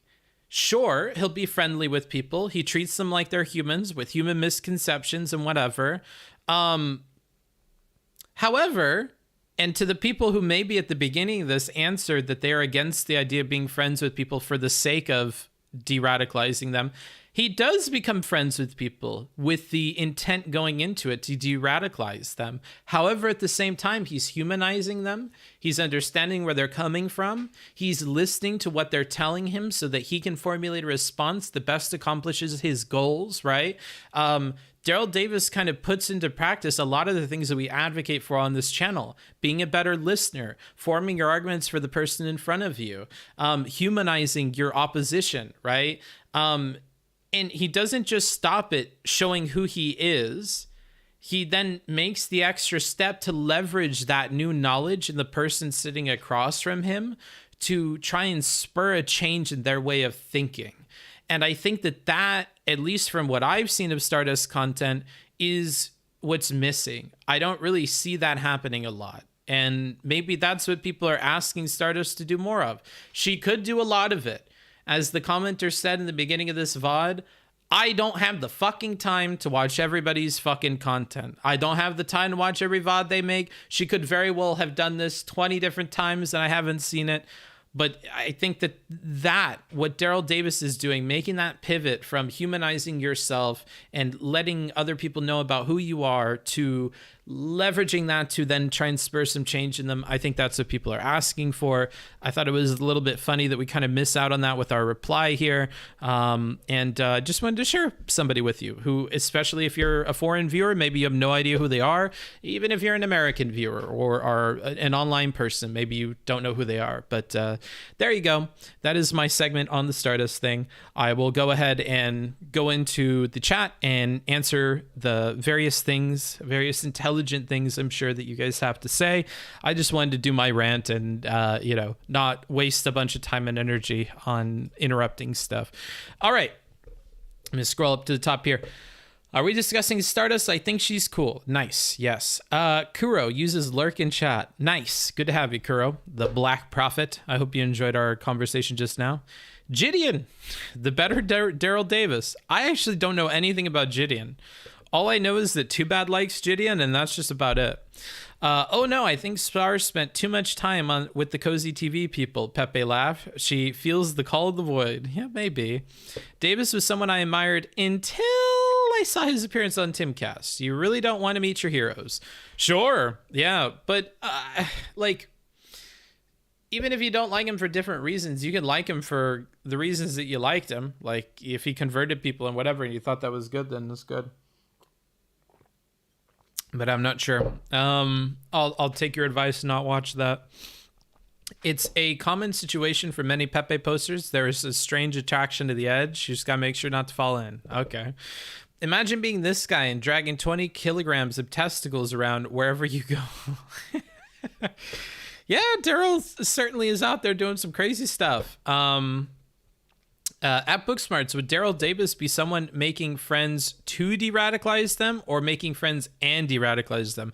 To, which is why I feel like, and why I asked this question at the beginning, if you are against making friends to de-radicalize them and you agree with Stardust on that point, I would put an asterisk by that and understand that you mean that generally speaking. You don't mean that in like 100% rigorous sense, because there are people like Daryl Davis or others who I think are making friends to de-radicalize people and doing a good job of it. And it's probably a worthwhile endeavor and not something I would throw stones at. So yeah, And I think there's a lot of other fill in the blanks for de-radicalized that I would be okay with. If you're making friends to get people help that they need in the government, you're making friends to help people with a mental health issue that they're going through. You're making friends too, right? There's a lot of purposes that could be driving you beyond just wanting to make friends with people that I think are fine. And so all I'm doing is kind of trying to encourage the people who had a knee-jerk reaction to that statement to consider that, it's probably more complicated than that. You probably don't really think that 100%. And, just remain flexible on that point. I heard of Mr. Davis. He seemed like a chill guy. He certainly does. Isn't JBP and Jefferies some old stuff? Yes, it is. I like Stardust and hate Keffel, so I am biased. Okay. I look at people as wholly bad or good. And no, I'm not watching that show. I don't watch Timcast. Sorry. I love a good Booksmart stream in the morning. Well, I'm happy to join you with your coffee. We're having a bit of a fika moment, right? To my Swedish viewers. I wish I had some coffee right now. I should brew some, but it'll be after this stream. And I'll have a little bit of fika. Why do people consider conversion a bad or disgusting thing? If you're a Christian, I don't see how it's irrational to try converting people. So hold on. We got two parts in here, Cyber, and I'm in a mood of dissecting things. So I'll go ahead and dissect this. Actually, I'll go ahead and put it on the screen in front of us. Matter of fact, we'll do it live. Let's move over to this view. So why do people consider conversion a bad or disgusting thing? If you're a Christian, I don't see how it's irrational to try converting people. So I don't know if irrational is necessarily bad or disgusting. When you open up with bad or disgusting, I don't think irrational is like the same thing, right? Something can be like, oh man, there's so many problems with this. So I agree with this part. People consider conversion a bad or disgusting thing, but I don't think that they think it's an irrational thing. This is a completely different point. I would agree with you here. It's not irrational to try converting people, for sure. So let's cross that off the list to respond to. Why do people consider conversion a bad or disgusting thing? The reason they consider conversion a bad or disgusting thing in the context of what we're talking about with friendship is because imagine this. You don't know anything about me. And I come up to you and I'm very friendly with you and I want to hang out with you and I get your number and I say, hey, we're going to go hang out, on this weekend, come to my house, we'll do a barbecue, whatever. And I go to your house, you got some crosses on the wall, a little bit of Jesus-y shit. Maybe you're a Catholic and you're an idol worshiping person. You got some idols in your house that of course you're worshiping. And I'm like, oh, okay, he's Catholic. Yeah, I'm Catholic. I go to a Catholic church and blah, blah, blah. Okay, but, you keep going. And eventually it snaps. They're like, hey, come to church with me. And you face a moment where you have to be like, okay, let's imagine I'm an atheist. I'm anti-religion because I grew up with religious parents and they fucked with me and whatever, so I hate them. Maybe you're gay or something, and so you really don't get along with a church or something like that. And you go, no, I don't want to, and blah, blah, blah. And they keep pushing it. And now every time you meet with them, they're pushing it on you, and they're questioning why you won't go and whatever. And then it becomes clear to you that they didn't, because then they stop inviting you to things or whatever. However it happens, it becomes clear to you the person was making friends with you because they wanted to bring you over to their church. They heard in the very first part of their conversation with you that you were an atheist or you were agnostic or whatever, and they thought they could convert you, so they were friendly with you. And the moment that door closes, they're done with you, right? That is something that people think are bad or disgusting, because then if you take that person that invited this person over to their house and you multiply that out over all the people that they interact with and whatever, then you probably have somebody who is a serial converter. They could be what is the word for it for Christian people? They could be an evangelist of sorts. And I think people don't like the idea of somebody working that way to only serve their religion and doing so in a way that is not completely transparent. That you're putting the friendship thing as the kind of bait on the hook in front of you to get the person to engage with you. But secretly, all that you want to do the entire time and everything that you are doing is for the means of it simply means to an end. It is to get the person to convert. And I think people have a problem with that. But I don't think they think it's irrational. I'll go out on a limb and say I don't think they're doing it because I don't think they have a problem with it because they think it's irrational. That's fair, but I think you can de-radicalize and more easily than de-radicalizing for the reasons I can't understand any of that. I'm so sorry. I have to move on. Irrational can be something like a fear of open water or spiders. I don't know what that has to. I don't understand. Moving on. If it's not done with their own free will, it don't count. I mean, eventually, if you just get them to accept Christ of their own volition, but you kind of push them to get there, I don't know. I think different people would think differently about that. Catholics love to put it away. What does this mean? You just described all the reasons not to convert. This is part of the reason why I don't do it at all. Sure. Proselytizers, yeah, maybe that too. It's similar to why people think nice guys that complain about the friend zone are disgusting. If you make friends with the intention to make that person your significant other, then when they're rejected, they drop you as a friend, can make it feel like the friendship is a lie. That's actually a really good analogy. Yeah. Yeah, I think that's a good analogy, Tommy. Some people are going to have problems with it, but I feel like it captures the essence of the thing really well. Unfortunately, people sometimes conflate that with people that were friends and incidentally fall for the other person, which I think is way less sensitive. Yeah, and from the outside, Tommy, it's very difficult for you to judge somebody doing this, especially in real life, because you don't know. Like, it could very well be that, like, yeah, I'm out here dating and I'm trying to, find a partner and whatever. And I'm finding friends along the way too. But like, if I really like you and I initially met you because I wanted to see if I liked you and then see if I could date you, and you said no to the date and then I cut you off, I don't think that's dickish. I'm going to be quite real with you. I think that's a very normal human thing.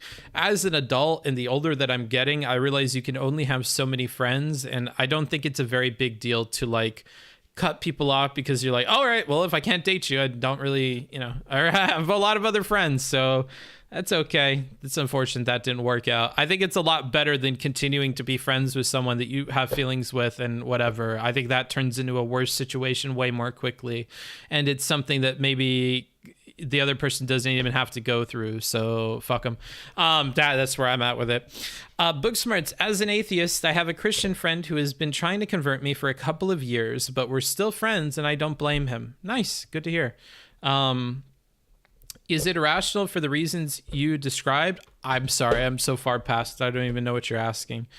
So sorry. You should draw the Maha dog. It's already been suggested. It's on my list. If you would be interested in donating today, that is what the donations are going for. Let me check how many slots we have left. Ooh.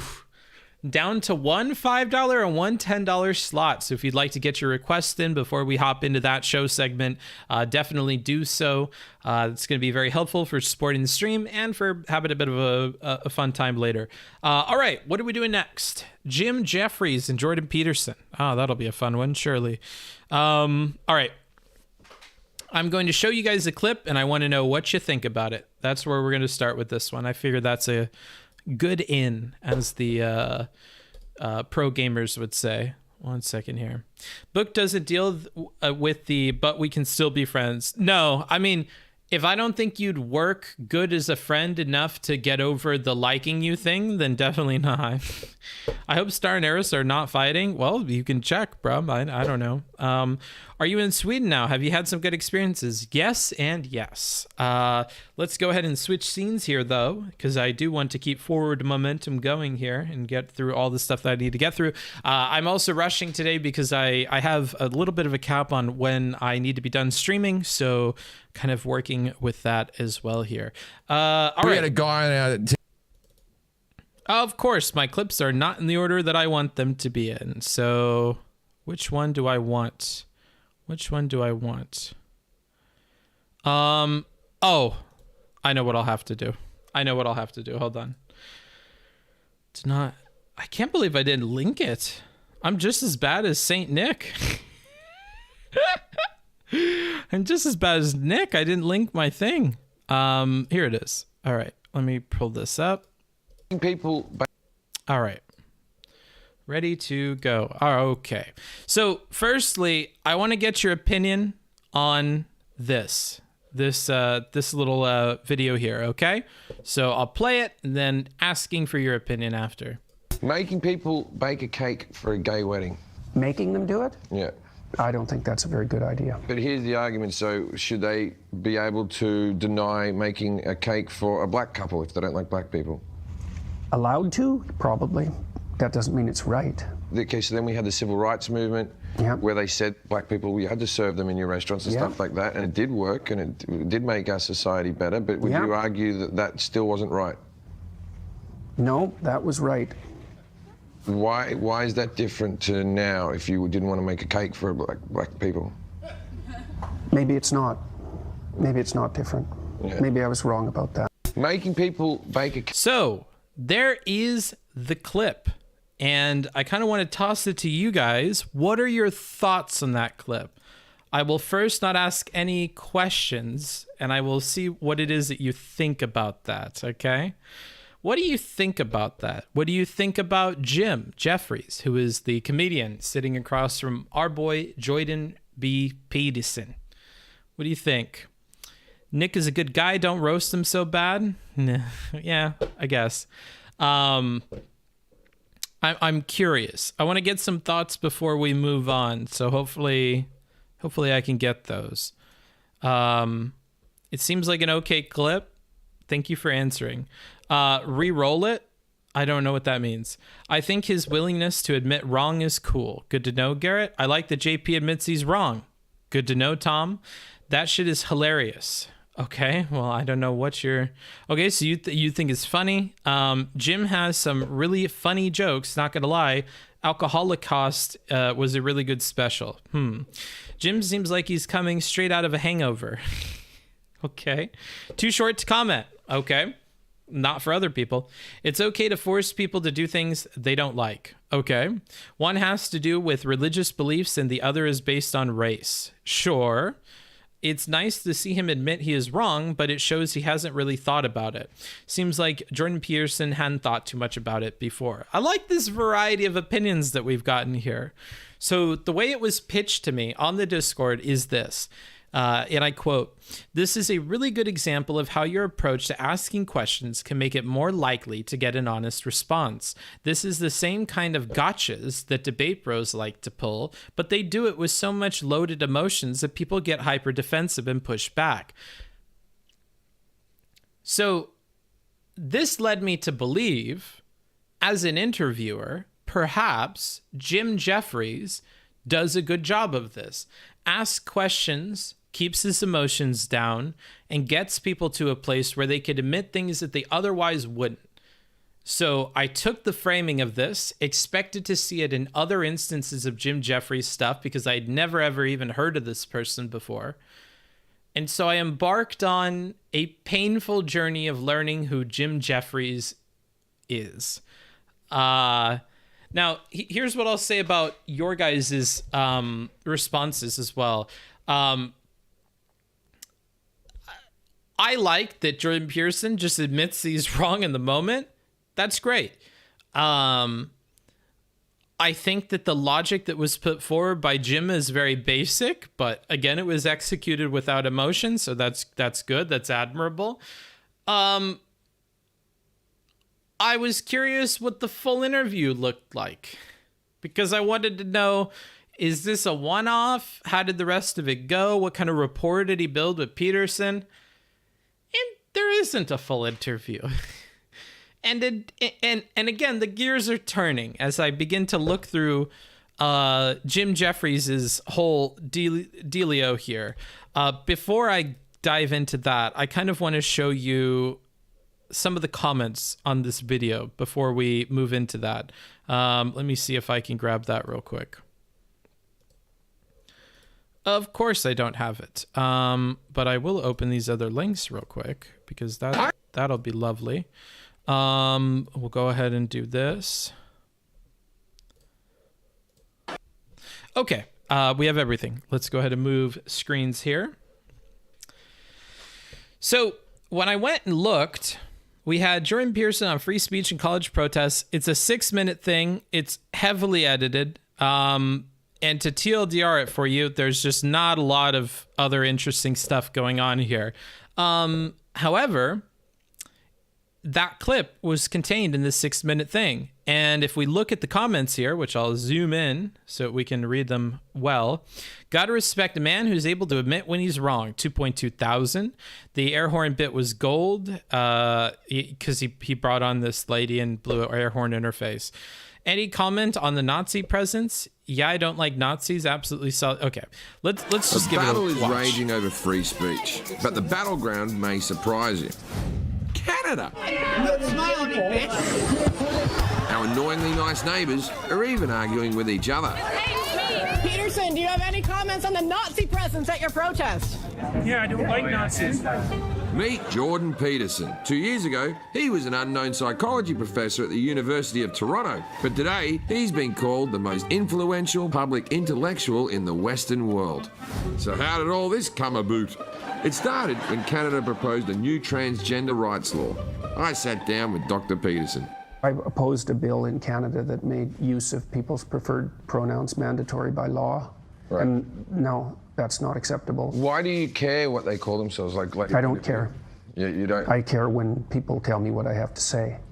Peterson said it was about free speech, but students didn't buy it. So they protested his classes, called him a Nazi, and labelled him transphobic. Transphobic piece of shit! Transphobic piece of shit! The trans issue is like almost beside the point as far as I'm concerned. I think that if that would have been the only issue, then the furor surrounding what I said would have died away in 15 minutes. Do you think with what people call you, you shouldn't use the word furor so much? Furor? So Peterson started posting YouTube videos railing against political correctness. It's absolutely pathetic. It's morally reprehensible. And conservatives ate that shit up. 1.5 million hits later, this has become a huge issue. Jordan Peterson, it's hard to express my gratitude to you for telling the truth as you do. In the last 2 years, he's created a mini empire. Best-selling book, over 1 million YouTube subscribers. He's built a major following among young men, travelling the world and preaching to sold-out crowds about the dangers of what some are calling a crisis in masculinity. The West has lost faith in the idea of masculinity, and that's no different than the death of God. Okay. Now, unfortunately for Peterson, people who hate Jews or march with tiki torches also tend to dislike political correctness and feminism. Hate groups like the alt-right became some of his biggest fans. Do you think that hate speech should be free speech as well? Yes. Okay. Because the issue is who defines hate speech. He has disavowed violence at his events, but strangely, he just can't seem to strongly disavow the groups themselves. The alt-right, neo-Nazis, KKK, how do you feel about these people? I generally don't invite them to my parties. Right. Looks to me like Peterson and the alt-right aren't f***ing, but he doesn't mind flirting a bit. And he also seems to enjoy being a bit provocative. I don't really think of it as delivering a lecture to an audience. The closest thing, really, that it compares to is probably stand-up comedy. It's something I really admire about comedians, too, is that they'll take that risk. Yeah. And this is something I like about Sarah Silverman, for example, is she will say anything if she thinks it's funny. Some comics do props, some do puppets. Peterson does psychosocial analysis in the character of a 1950s dad. College students, the postmodern types, they're so ungrateful. You can't force me. I honestly can't keep listening to this. So, I tell me if I'm crazy. I don't think Jim Jefferies is funny. So, the whole time I watched this, I just don't feel like he's very funny at all. The funniest thing is like a shocking thing that happens here. Don't you feel that like shutting down a panel like that, even if the things that are being said are horrendous, is stifling free speech in any way? No, I'm exercising my right to use free speech to criticize them. So to break this ridiculous cycle, someone's got to give. Peterson doesn't like being told what to do, so I tried giving a different example to see if he can bend. No, of course. Make between free speech and hate speech. Well, the line is when the line between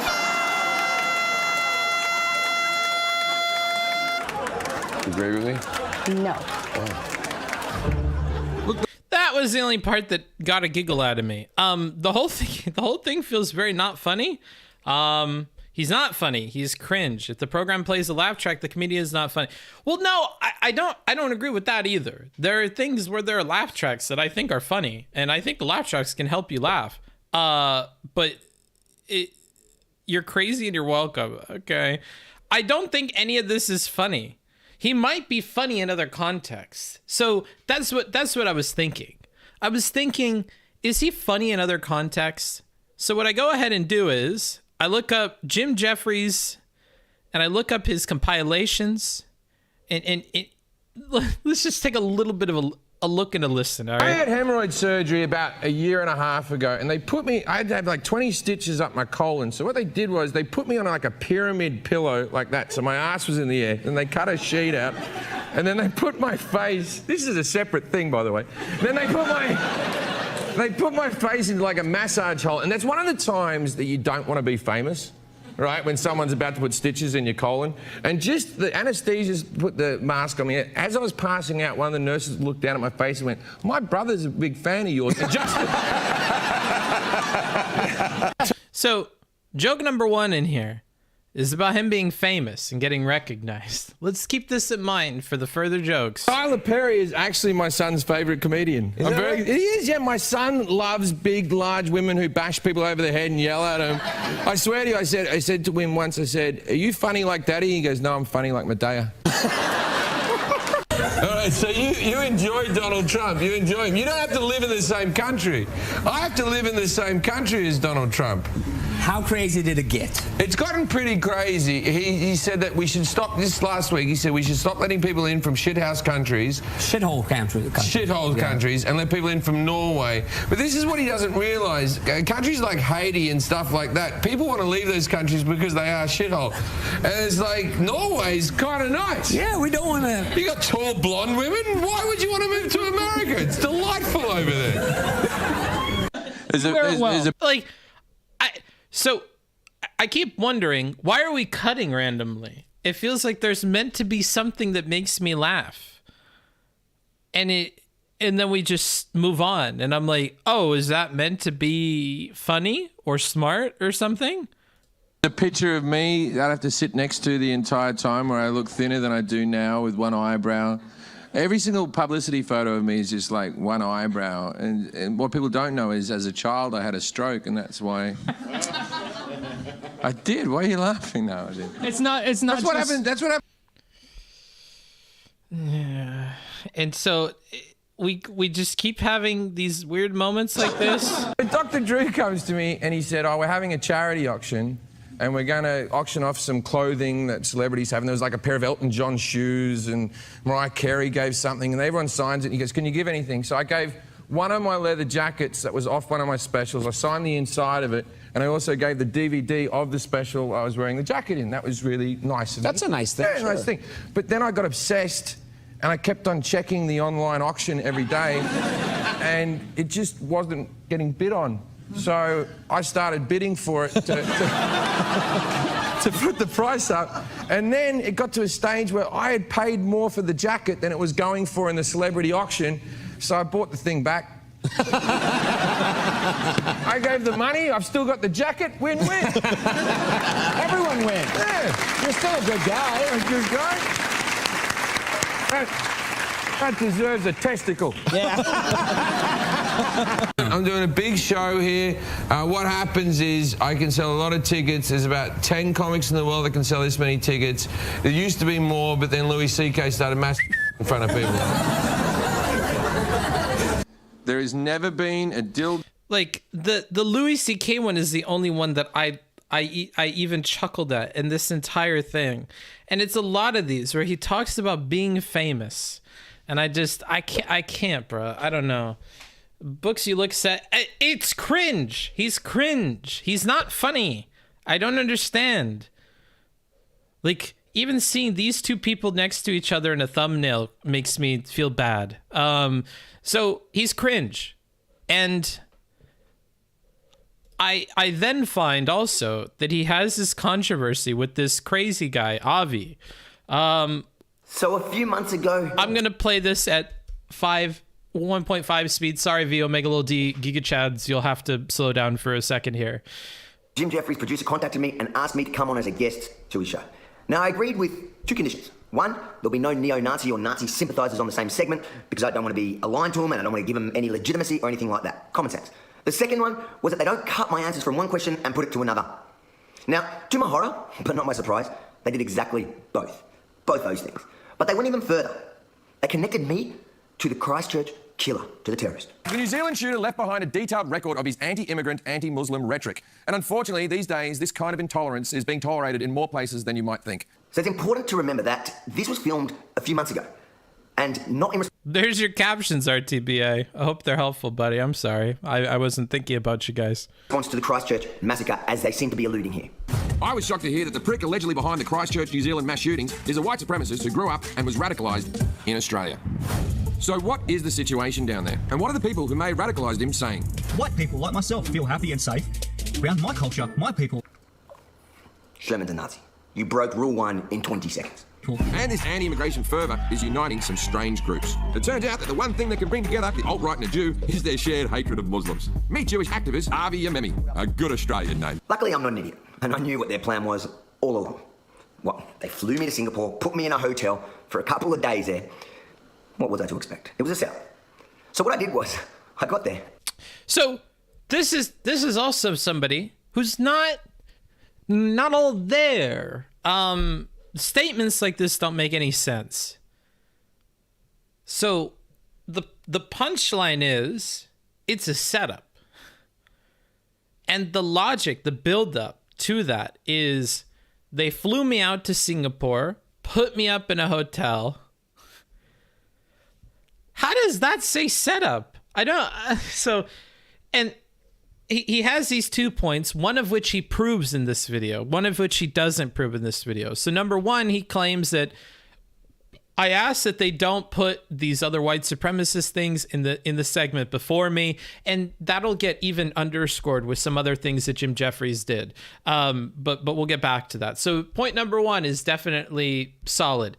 Keep an eye out for point number two about the cutting of questions.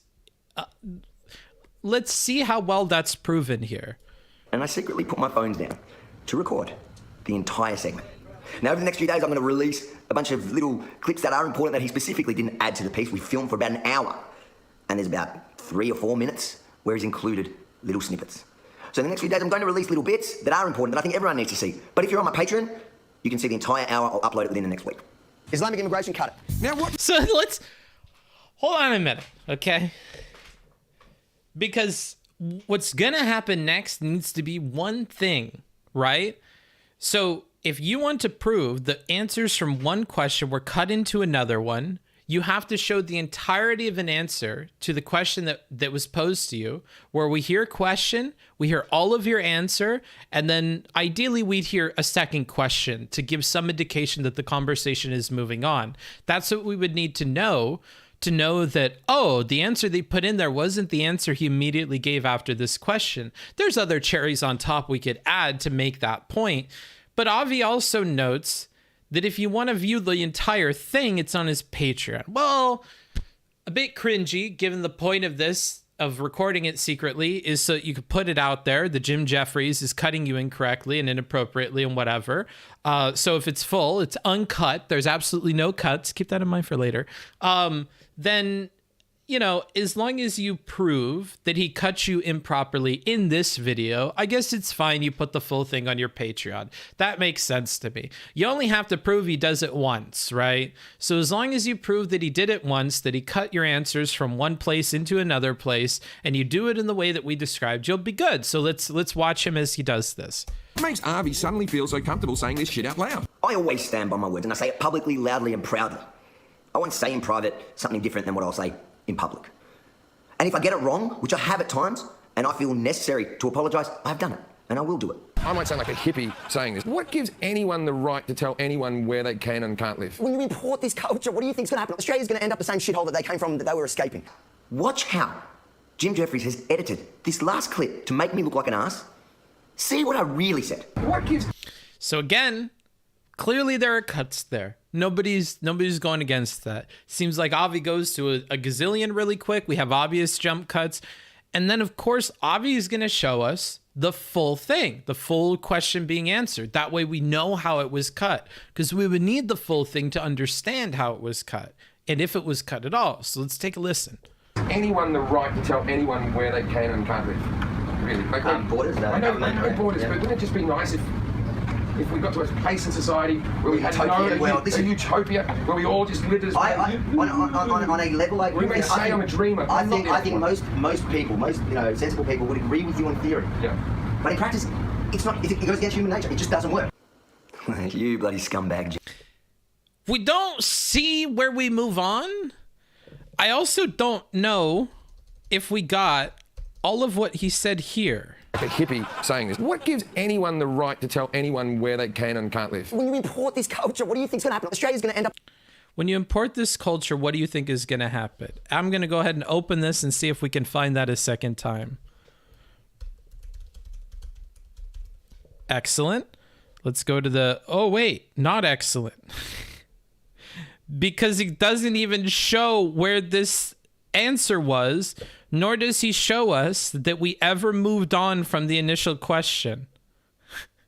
So let's go back to this.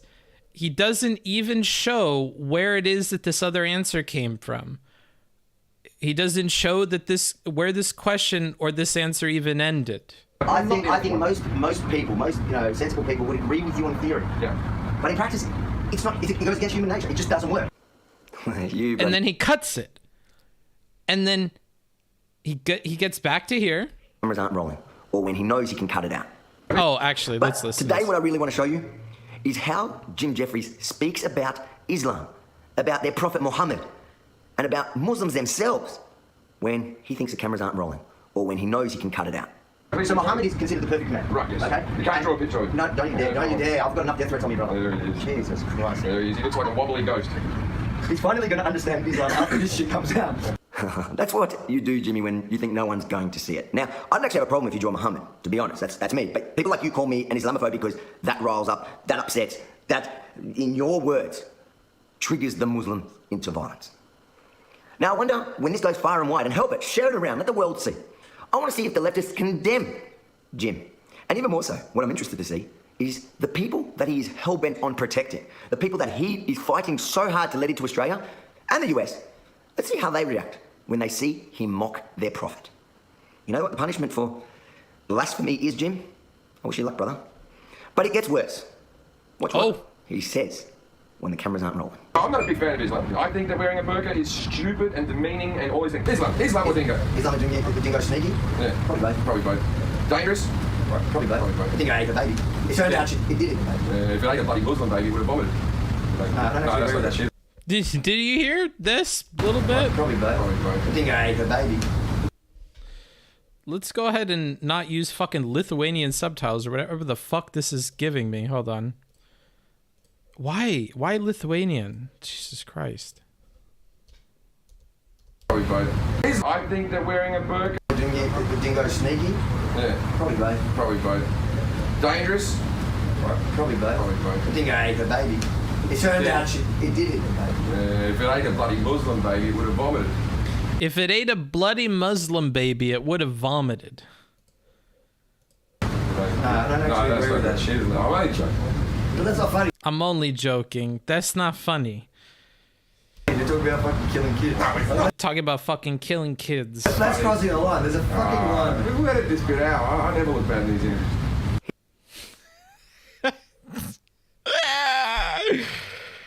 I don't understand a single word. Well, good thing I fucking spoke it out loud, didn't I?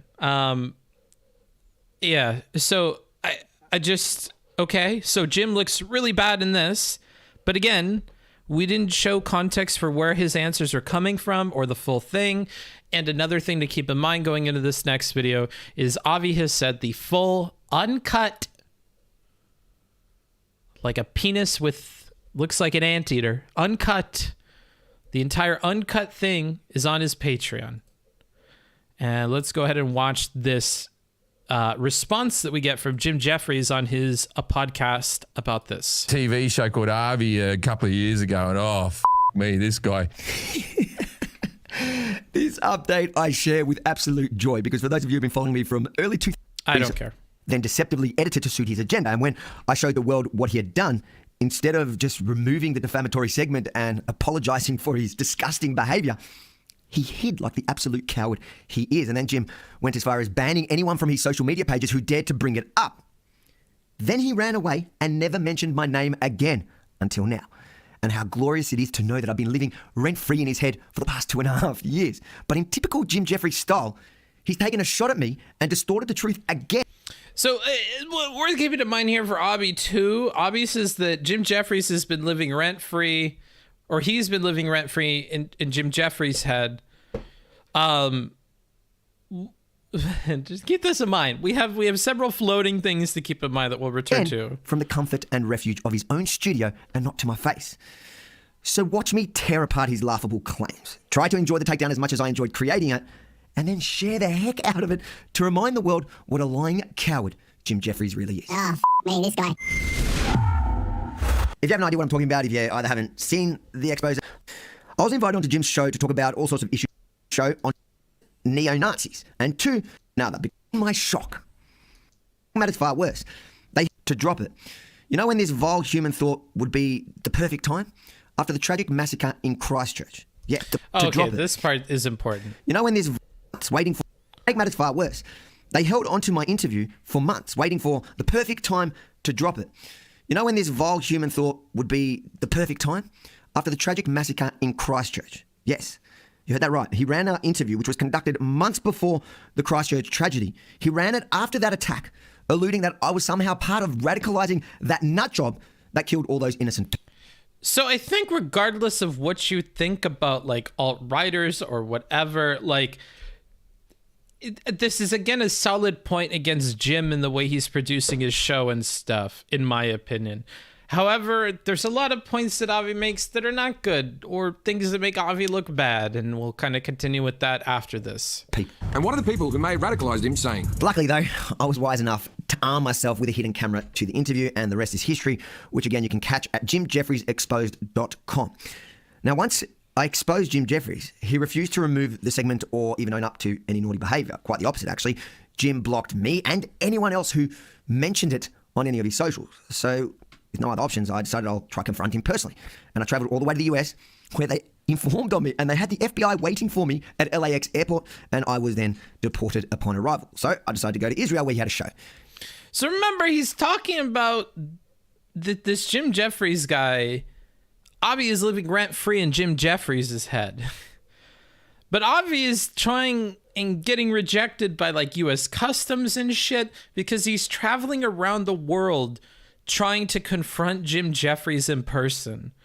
I think it's very difficult to come off like you're offhandedly dismissing somebody, or that you successfully did your whole job with your, video you came out with, and then claiming that you're happy that you live rent-free in their head. When you're spending money, time, energy, getting rejected by countries because you're like traveling around the world trying to like find this person and confront them in person. So like, it seems like it's the other way around. Yeah, that's where I'm at with it. So he does this whole segment here. From there. But when I arrived there, his security team tried to intimidate me out of filming. And when that didn't work, they set up a decoy vehicle to look like they were dropping him off. And then on the side there, they snuck around with another car to the other backstage entrance, all to avoid me. Jimmy, why are you hiding? Why are you coward, Jimmy? Why'd you edit the video? Look at that, they've done a decoy there. How scared they are. They've set up another van here just so Jimmy doesn't have to answer questions. And like, I don't know if this is a decoy van that's set up. I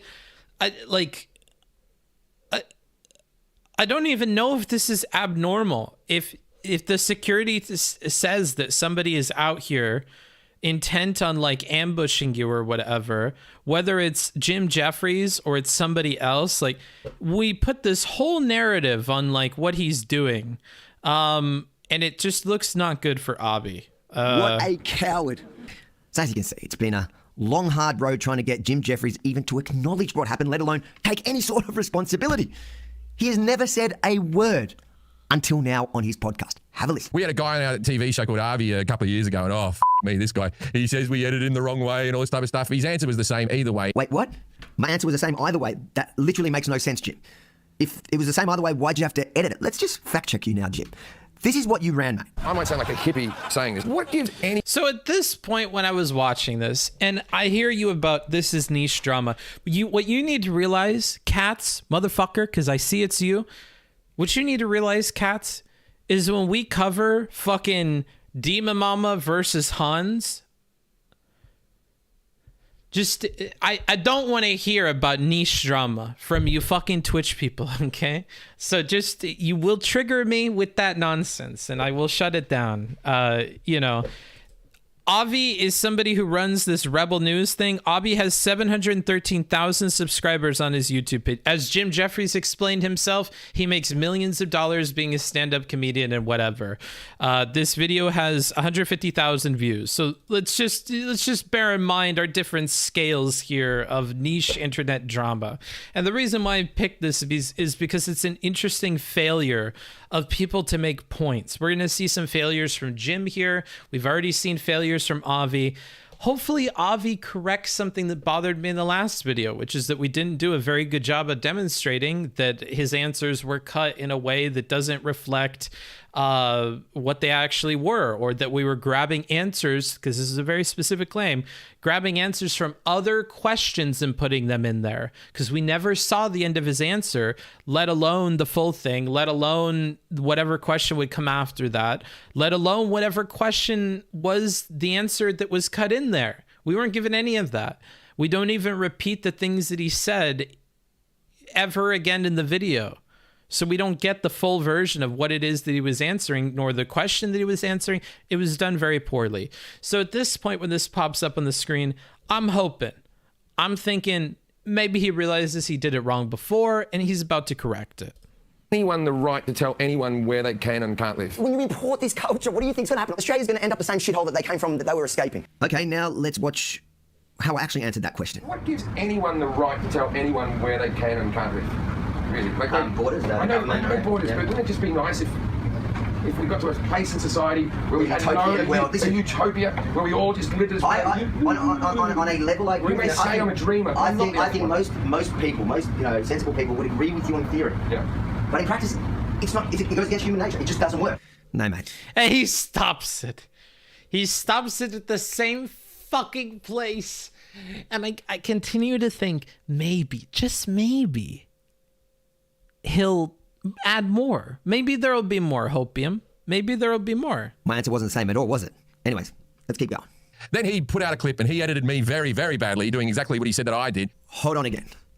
I did what I said you did. I think we need to fact check you again there, old mate. My issues were that you included neo-Nazis in the segment. You tied it to the Christchurch massacre. You cut my answers and pasted them to suit your agenda. So, no. No. Hold on. Not just to suit your agenda. You took answers from other questions and put them into this question. I didn't include neo-Nazis in my expose. I didn't tie it to Christchurch, and I wasn't interviewing you, so how the heck could I have pasted your answers from one question to another? I did, though, provide examples where you said some pretty shocking stuff that, if I was the one interviewing, I could have done a far worse number on you. I think I ate a baby. It turned out it did it, baby. If it ain't a bloody Muslim baby, it would have vomited. If anyone sees... It's not a very funny joke. I don't understand the joke. If it was something Muslim-y, I might have understood it, but it's literally just like a Islamophobic thing, and not a clever, funny Islamophobic thing either. So a little bit cringe. Here's the full footage. They know I did nothing wrong. If you see the full interview, and I have the full interview, and Avi released the full interview on his Patreon, allegedly the full interview on his Patreon, which I think 70 people. At the time it was like 12. 12 people. Yeah. So better than ours. Yeah, better. So about 12 people. He's doing something right, guys. But like there was at the time there was news channels and stuff like that were contacting us saying they were going to do stories, and then we just sent them the full interview, and then they apologized and didn't run the story. So to anyone who's going to come and try to disrupt the shows, or if Avi's going to come with his camera and act like... So he makes a lot of claims here that I think get him out of a lot of trouble. He doesn't have to prove shit. So he says, hey, the full thing, and I don't even think Avi put the full thing on his Patreon. And if he cared about showing it to everybody, he wouldn't show it to a handful of people on his Patreon anyways. I've showed the full thing to other TV broadcasters and stuff like that. That's why I haven't been in trouble. They've asked about it. I provided them the full recording, and they have been okay with it. That's why I'm not canceled. That's why I'm not apologizing. So we don't have evidence for this, right? I don't know about Jim Jefferies' career and if he's doing okay or whatever, but I think they're more solid than Avi's. Like he's a big news channel all by himself. My answer's the same every single time. Release the full video, Avi. Release the entire interview. Firstly, no, your answer is not the same every single time. You've literally said nothing about what happened until now. But we know that you and the truth don't get along very well, do you? What I don't get, though, is... But, I mean, it could have been his answers in private. Anywho, he doesn't care to be, like, whatever to, you know, Jim, but... Why do you need me to re-release it when you claim to have it? You could simply publish it yourself. By the way, people can still go and see it on Patreon. I've never even removed it. Except, spoiler alert, it proves that you cut the interview, and it doesn't tie me to Christchurch or neo-Nazis. But you already know that, don't you? And if you do release the full interview onto YouTube, not onto Patreon, if you release the full interview onto YouTube, you can come on this podcast and I will give you airtime. I'll talk to you for 45 minutes and we can... Now, this, to me, is a very, very solid thing from Jim. I don't know Avi, but from what little I've seen of these two videos, Avi he's paying for tickets to fly around the world to go ambush Jim Jefferies, getting kicked out of countries for it, posting multiple videos about it. He seems like he wants to confront Jim Jefferies. So what Jim Jefferies does here is he sweeps the fucking legs out from under Avi. If you want so badly to confront me about this stuff, and your fans want you to so badly confront me about this stuff, just put it out for free, and I'll invite you on and I'll talk to you. Let's see why that's not possible here. Come on this podcast and I will give you airtime. I'll talk to you for 45 minutes and we can discuss what happened. Otherwise, I don't believe I've done anything wrong. Give me airtime. You're so cute, Jim. My original report got 2.6 million views on YouTube alone until, for some bizarre reason, it was pushed to the bottom of the search when anyone looks us up. That's why I took the liberty of creating the URL jimjeffriesexposed.com to help make it easy for people. And he made a whole URL, but... to find it again. Anyways, I don't need your airtime, mate. Your little podcast about me got a measly 33,000 views in total. Now here, this is an adequate roast. This is a nice char level, I will say. However, it is completely contradictory to the very beginning where he seems very adamant about confronting Jim about this. So like, we have mixed signals here from Avi, in my opinion. I bet this video you're watching right now will have, let's say, 10, 20, 100 times of views in the same amount of time. Nevertheless, I thank you for your offer, and yes, you did do something wrong. In fact, you did 3 things wrong, and you're not helping yourself here. Only, I understand why you're so triggered by what happened, because at the end of the day, you did end up losing your primetime show on Comedy Central a little after my expose. I guess that probably explains why you're stuck doing this lame little podcast now. Also, I should have... And another, like, fairly solid roast against Jim here, you know? What does Jim say here? You've roasted this man twice. He has been twice cooked. Shall we go for thrice? Why do we have another Jim Jefferies clip? All right, line it up, Avi. Line it up. What you got cooking? This. Release the full interview. Even when he released the full interview on his Patreon for the 12 people, there was a cut. There was a cut in there that would ruin probably his personal life, but I'm not going to release that because I'm not a rat. But oh. Well, surely Avi will respond to this. I mean, that can't be... Avi said it was uncut. Avi said it was uncut. Why would he cut this? Release the full interview. And Avi put his phone down before he even started the interview. Why would he say something that would get him in trouble when he knew he was secretly recording it? There's a cut in that full interview in the beginning or the little bit in the middle, then no dice. But if you do, come on the podcast, we'll have you on and we'll have a chat. I reckon this is the funniest part of Jim's little rant. Firstly, I never got to thank you personally for becoming a Patreon, so thank you, Jimmy. Yes, there was one cut there, although you and I both know that minor cut of about 3 words, it's only because I can't legally publish those words, though nothing. There is... What does that mean? And why when you knew you were being secretly recorded would you say anything like that? When you were being the secret recorder. And now we're in a position where it's like, well, what the fuck? Why? So you say things that are illegal when you go on interviews? Like, hold up. Now that, like, pump the fucking brakes. Wait, what's going on with this? nothing stopping you from sharing the full video without that insignificant edit. So instead but it's, and here we have again this incongruence of messaging. If it's an insignificant edit, but it is an edit that saves you from like an illegal publishing of materials or whatever, then that's kind of a not insignificant edit. So I don't. Okay. Giving me an ultimatum that you know I can't legally do. Why don't you just share whatever proves your innocence? No, you don't need to answer, Mister. I'm not a rat. But he's not interested in proving his innocence to you or to online people. He says he does it in private to the things that it matters for. Like, it's just. Yeah, we're in this weird position, Monselli, where now it's like leak the full version Avi, when Avi is the one that made a whole big deal about leaking the full version. Like, the bottom line is, I don't have to prove anything. You do. No one believes a word you say, mainly because you banned and blocked anyone who asked about it publicly. I'm not referring to your mainstream media journalist mates that you allegedly sent it to privately. I'm talking about real people. They know that you're a disgrace. Let's just remember the first public appearance on a show that you couldn't ban people from after you tried to screw me. That's right. Remember when you went on to Conan's and you couldn't restrict people, you couldn't block or disable comments or reactions? There was suddenly 15,000 dislikes and almost 4,000 comments, all calling you out. So no. Well, hold on. All calling you out. Seems that everyone knows about Jim's clever edits except Jim. Jim, where is the unedited Jordan Peterson? But I don't know. I think maybe these are people more upset about Jordan Peterson. I don't know. Like, the Jordan Peterson bothers me more than this Avi thing, but.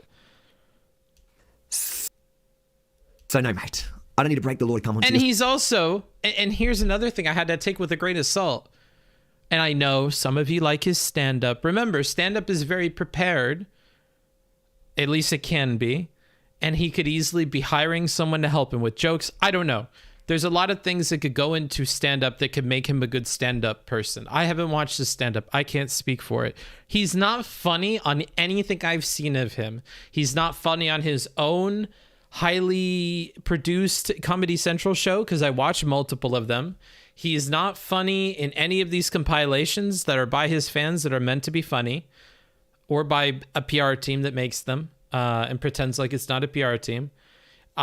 He's not funny on any of the full interviews that I've seen on Conan or these other places. So, like, I don't know. Yeah, maybe his stand-up is funny, but somehow he manages to be unfunny in every other format that I've managed to see him on. But I don't know. So sorry to you guys if you really like him, but like, a sad little podcast. I can understand why people would dislike the Conan interview with him, because he's not super interesting or funny. It's because everybody already knows you're a lying bloody coward. If you enjoy watching Jim, and that's the end of it. Okay. So the whole reason why I wanted to watch this is because we got a request to the Discord to cover it. I looked into it and I fell down a rabbit hole of watching all of his stuff and just being completely blown away how both of these people are unlikable.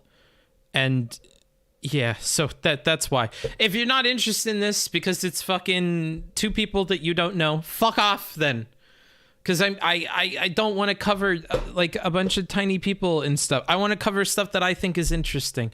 And like I've said before, this stream, end of the summer, I'm going to rethink life, okay? Depending on where the stream income is at, depending on where my essay income is at, depending on where I'm living and whatever, I'm going to just reevaluate things. And at that point of reevaluation, I want to look back on like 6 months or so of content that has been like things I want to do, and to know how much money and whatever do I make doing things that I like to do, because it's not really what the stream has been for like 2 years. So that's why we're doing things I think are interesting.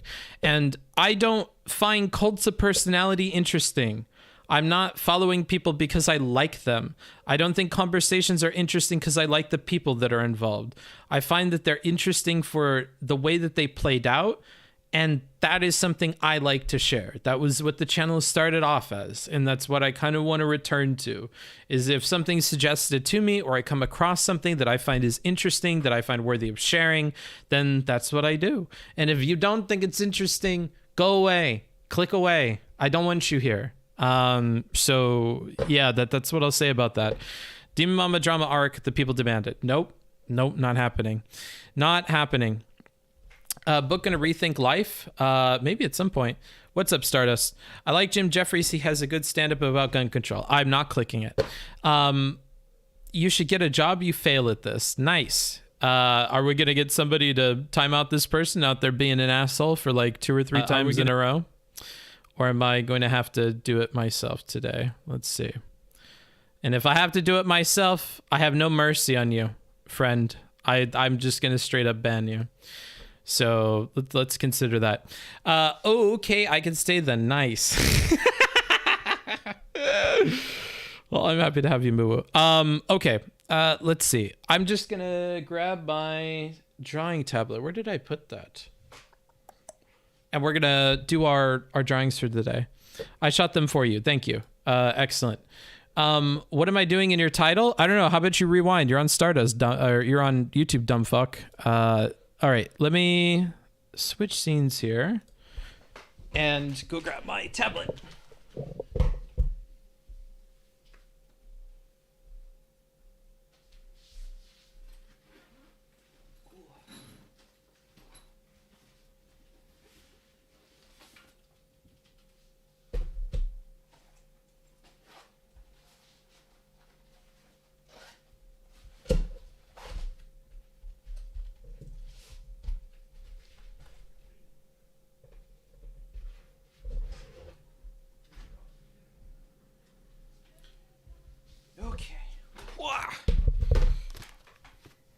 I'm ready to draw.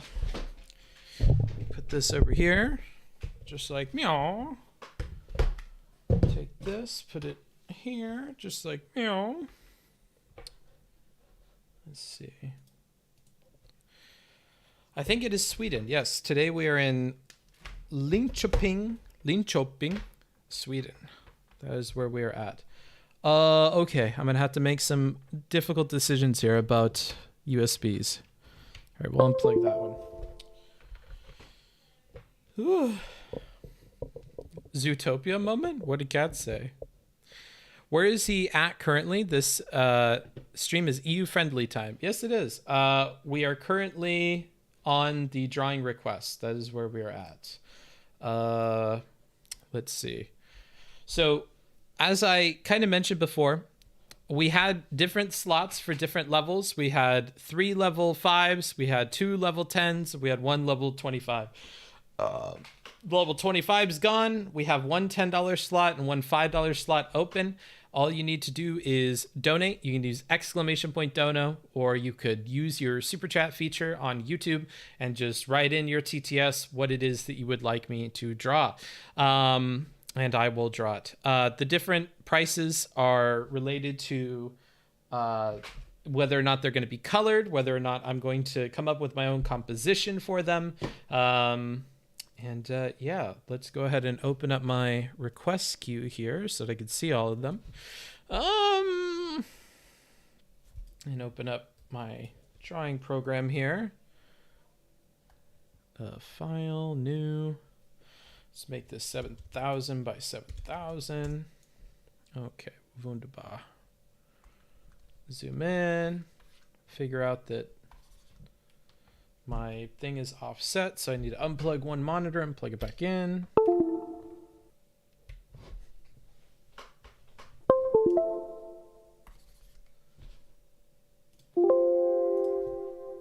Okay, file new.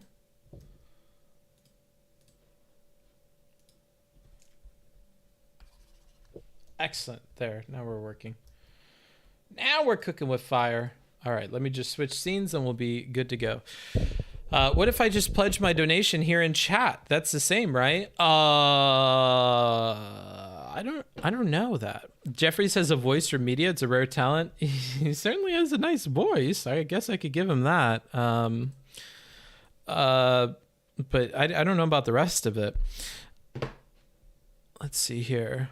Ling Choping? Bing Chilling? Yeah, it's spelled Linkoping, okay? In case you have no idea what I'm talking about. It's spelled Linkoping. I'm trying to make an effort to pronounce it more correct than I otherwise would. Yeah, I don't know what you mean by pledging a donation though. That's kind of confusing to me. I don't really understand that. I'm just trying to be topical with the Amber Heard trial. What? What are you talking about? You're schizo posting in my chat. Files may stop syncing soon. I don't care. Let's zoom in this here. Thank you for the subscription, iCrow. All right. No, he's right. He's being topical. Okay. You're trolling me. I don't have any idea. Do you take IOUs? No, I do not. I need to hurry up because I'm running out of time. I have to do the stream quickly. Okay. We have this layer. We have this layer. We'll reduce the opacity here, and then I'll switch scenes. I think I have a drawing scene already set up. Probably this one. Nope. This one. Nope. Which one's a drawing stream? I'm with the science team. Fuck. One of these has to be it. Thank you, Garrett. Draw Republican book smarts. Oh God, Republican book smarts. That one will be fun. Looks like rain! I'm wondering where my fucking drawing scene went. It's got to be one of these. I just don't... Draw the M1 dog from Discord. KT, check something Ike. I'm so confused. Where's my fucking drawing scene? Is it? It's not this one. I'm so lost. One of these should be it. One of these uses like the right thing. Fucking streaming soon, recording camera. I'm so lost. Maybe I deleted it at some point. Oh well. I guess I'll use this one. And then I'll select no, not display capture. We'll go ahead and delete that.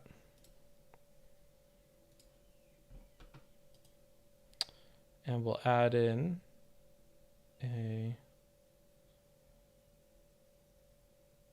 window capture, and we'll add an existing. We'll have it be, I guess we're not going to have an existing.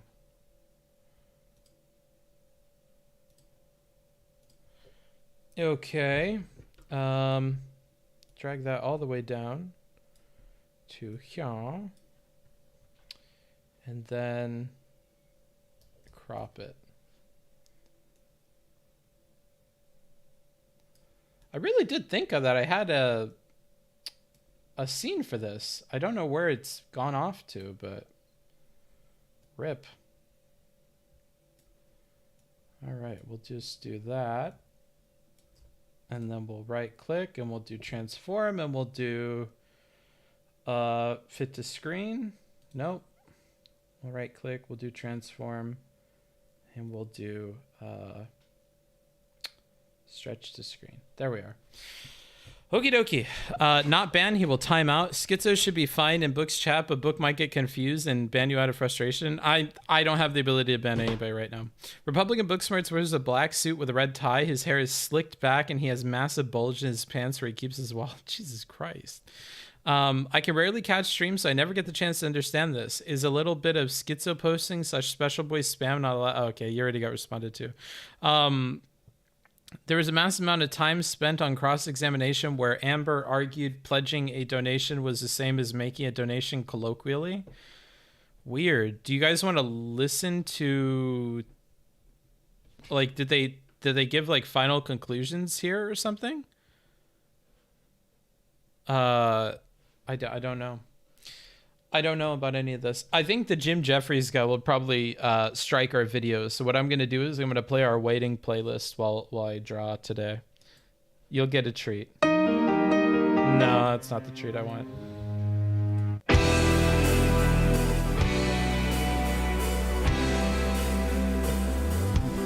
All right. So the first one's going to be...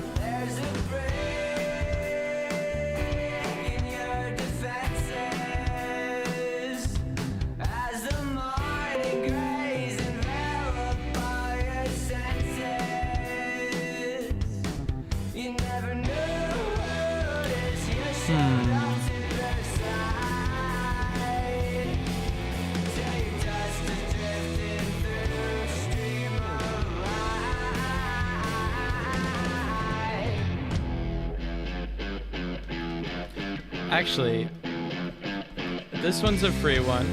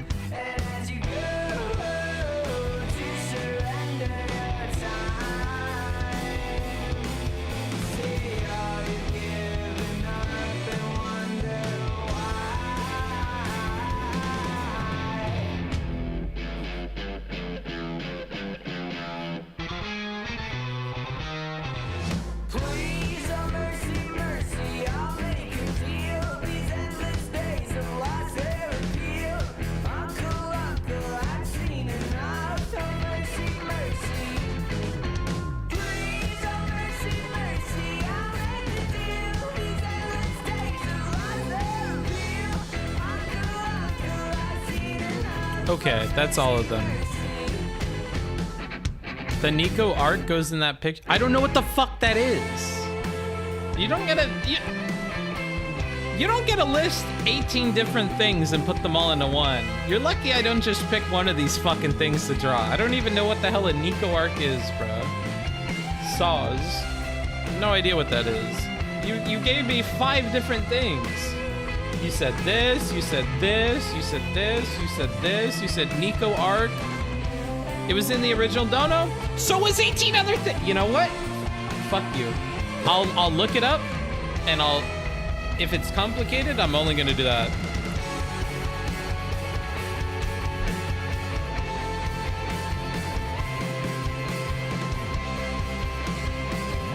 Are you kidding me with this weeb shit, bruh? I'm picking one of these things to do. I'm picking one. You don't get to put 18 different things in here. I'm picking one. And you know, yeah, now I'm picking one because that's completely unrelated to the rest of this. And you know what the one that I'm picking is? I'm picking a dog. We're drawing a dog. Good job. Where do you think we are? That's a good point. You got a good point there. All right. Let's open with, I don't want to listen to this one.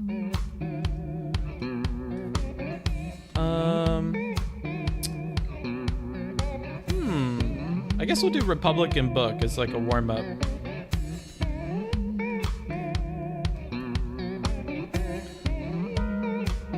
All right, I'm gonna set a timer for 5 minutes. I'll try to do it quick.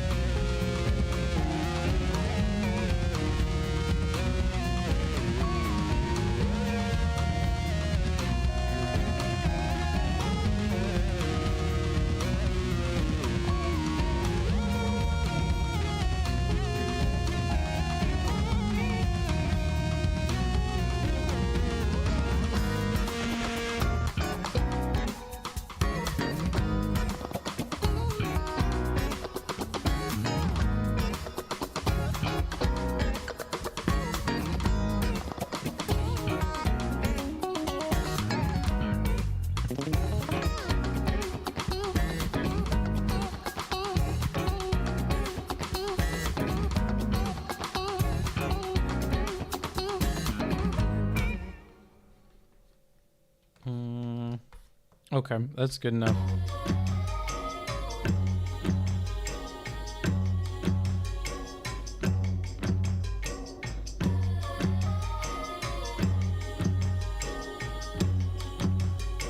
Foreign bodies take their toll on mine. Eat away at what's inside. Digging in deep, borrowing me, making their beds, stealing my sleep. Foreign bodies take their toll on mine. I don't have the guts to spill them out. I don't have the guts to spill them out.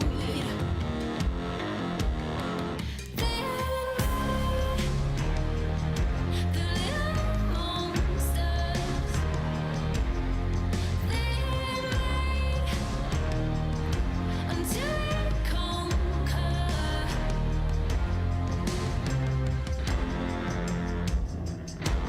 I don't know what's going on with his face, but whatever.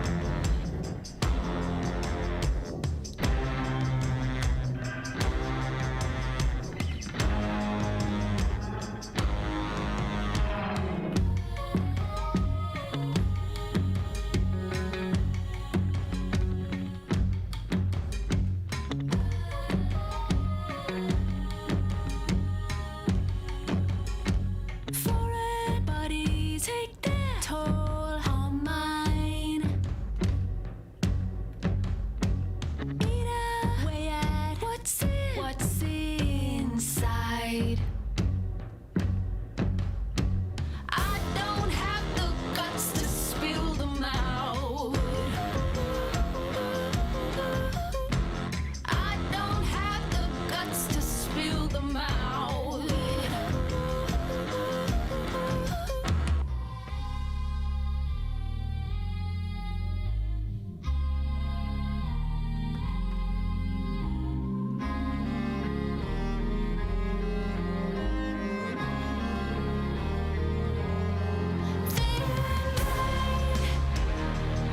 The little monsters, they remain until they conquer.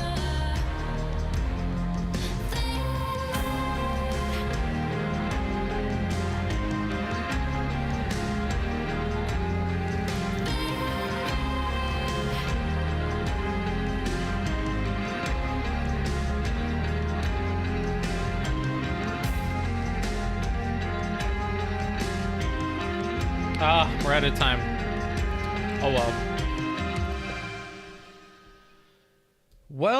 Well. Let's go ahead and see what we have going on here. A gun, lol. I wanted to have him grab the tie, but I changed my mind at the last second. All right, let's turn off our bottom layer here and see what we have. Well, you know, I don't know. At first, I was thinking a Hitler cut, and then I was like, let's go with like a Hitler youth cut, and then I was like, I don't know what I'm doing with this hair, but whatever. We'll assume that because of my low T being a Republican voter, I'd wind up losing some of my hair or something, or shaving the side of it. So that's what I went with. All right. Well, that's a fine warm up. So that's a Republican book in like 5 minutes. I'm actually, it's not like what I would do if I had more time, but in 5 minutes, I feel like I got a lot done. I'm happy with how much I got done, not necessarily how it came out, but. Well, he's got a gun, but where's the Gators flannel shirt, cargo shirt, and multicam baseball cap? Well, in my mind, I would be a successful Republican. I wouldn't be a, trailer trash Republican. So that's what I would do. This can be you book if you just accept the red pill. Honestly, probably. Unironically. Nice life arc. Wife, kids, and a dog. Do I want to do that? Use my free? I kind of want to do the mwahaha thing. So in case you didn't know, on our Discord, which I'll go ahead and see if I can open this without... Okay. If I go into here, and I think you get this as a subscriber to this emote. I'm gonna hit save image and I'll save it here, and then I'll just drag that into Sci. Yeah. File extension is not supported. That's sick. What file extension is this? Oh, of course it's a fucking .webp. My money says I could just change this to PNG. Okay, I can't just turn it to that. Oh, how annoying. Well, I guess I could just look at it with my eyes. Actually, I could do this. I can pin this on top. Just like, meow. Could not set the pin's parent window? Are you fucking kidding me? Are we gonna run into technical problems on technical problems? Christ, psychosis is the #1 national... I don't even know what you're talking about, dude. All right, so there's the Mahaha thing. I'll take a swing at it because I know it's not gonna turn out super well, but we'll try it.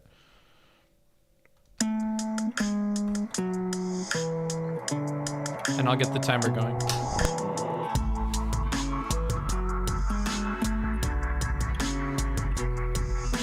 Okay, let's go. I'm a modest guy. I've eaten my Stop! You're wasting my time. Ah! Sometimes that's delicious, but I do have wishes to swim with the biggest of bigger fishes. What would be the point if we were all the same? Life would be an abject, hackneyed game. No frame of reference for pleasure when there's no pain. I'd rather not refrain, I'd rather not abstain. Do you believe I'm special? Would you agree I'm special? How could I be so special? Do I believe I'm special? I'm not afraid to be cast aside. Invisible guys don't need to hide. The struggle is real, but what's the deal when people feel like they need to have the most appeal? I remember practicing most weekends at the expense of spending joyful time with friends, imagining that it would yield the best rewards, not for repeating hip-hop's doo-wop chords. Do you believe I'm special? Would you agree I'm special? How could I be so special? Do I believe I'm special? All right, that's enough Mom of always the told me sketch. I was a one of a kind, but now that I'm old and wise, the thought it never be running my mind. What makes me different than all of the other dreamers? I can't impress them with bars when I meet up with the reaper. I said ignorance is blissful, world is abysmal, so every time I rap I gotta snap like a wishbone. What the future holds, let me look into my crystal ball. I ain't got no friends left cause I ticked them off. I ain't slept in days, I'm getting more reps than A's. When this record plays, evident I'm in a mental haze, staring at the yellow moon while Aaron Neville sings. Heard the devil say that I never be special. Wait, I control my destiny, piecing up what is left of me. Confidence and common sense will be the recipe. This industry, if you fake it in pro wrestling, makes me wonder if this talent really is a specialty. Anyway, who am I to fret like this? Maybe a key change can pull me out of this abyss. Sooner or later I shall find myself and make amends with the me left on the shelf in a dance, an epic, vast, expansive kids around Robin championship of is. Maybe I'm unique and maybe not, but I might as well deliver all I've got. Do you believe I'm special? Would you agree I'm special? How could I be so special? Do I believe I'm special? Do you believe we're special? Would you agree we're special? How could we be so special? Do we believe we're special? Do you believe we're special?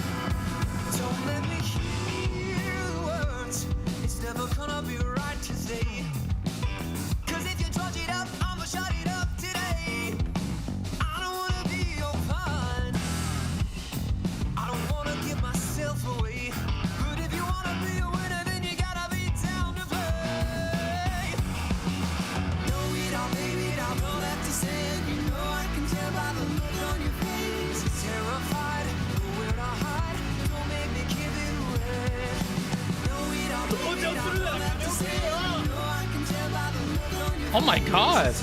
Zero. What's up? Go over BX Bullets tweet longer about BGG and Slash. Or our latest video about Destiny. Suffer. BGG4L. What? You came to deliver me a suffer?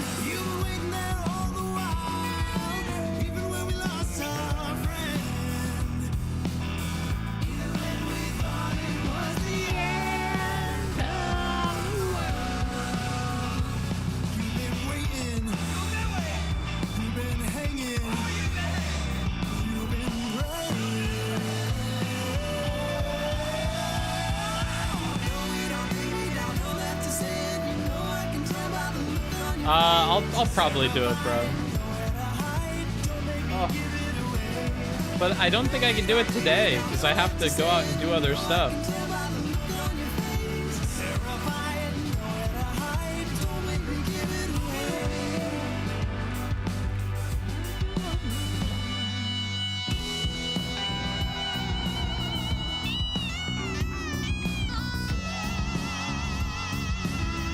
I feel like I'm really good on time. I can't believe this took less than 5 minutes.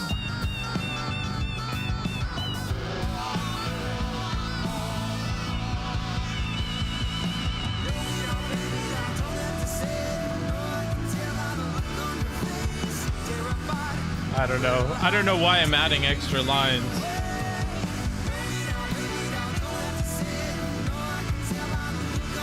I feel like this is okay.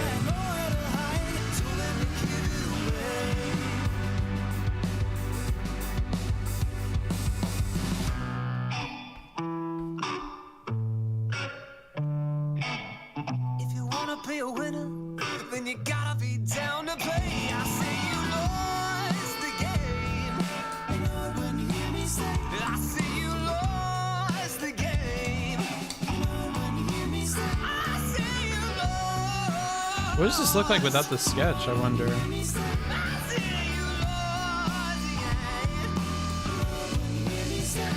I guess the ears and stuff are kind of way off. I mean, this could be maybe adjusted better.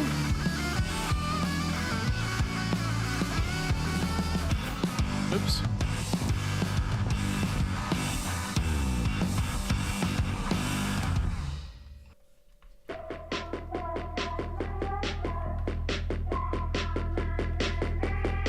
Is it your bedtime yet? Yeah. Did you forget to turn the lights off again? Yeah. Yeah. Was it something I said that kept you up in your I head? don't know that what I'm made doing the with this shadows other ear, grow actually. teeth and take I'll just away your leave that sleep? like Are that. you afraid of the dark? No. Did you forget to check the lock on the door? What? Twice. Was it a creak in the floor that kept you under the covers and never called for your mother and made you run for your life? You know I came to save the day. I intend to stay. My claws are coming out. I got my cape on like superheroes do, about to take. I think this is fine. Booksmart Suffering sounds fun. Yeah, it might be. Thank you, Zero. I think we're done with this one. Coming after you. You know I won't stop. Coming after you. Is there anyone there? No.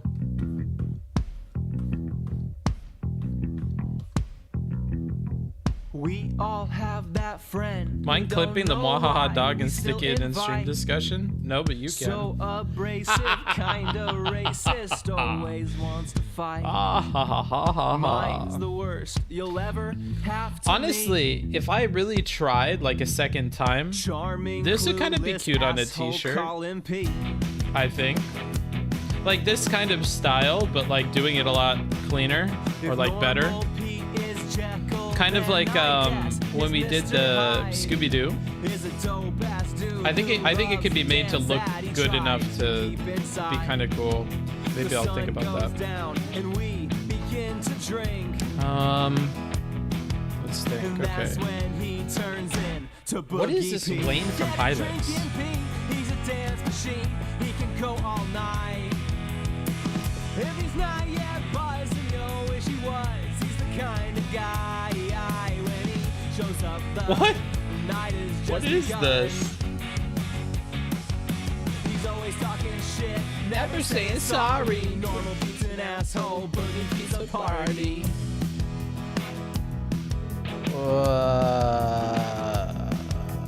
When he's sober, he's so selfish, never looking out for Boogie Pete's the wingman we write folk legends about. He's got no time to waste on trying to score. Cause when the beat drops, Pete stops cold and hits the floor. Can a drinking Pete? I'm He's sick. a dance machine. He can go all night. Let me show you. Let me show you what this thing is. I've never seen this thing before in my life. Wait, where's that window with the? Here it is. What is this? Wayne is the main protagonist of the Helix series, fated to fight Gibby alongside his 3 other friends. In Helix, he lives alone in his house with his pet. What is this? Why does it look like this? What? This is absolutely terrifying.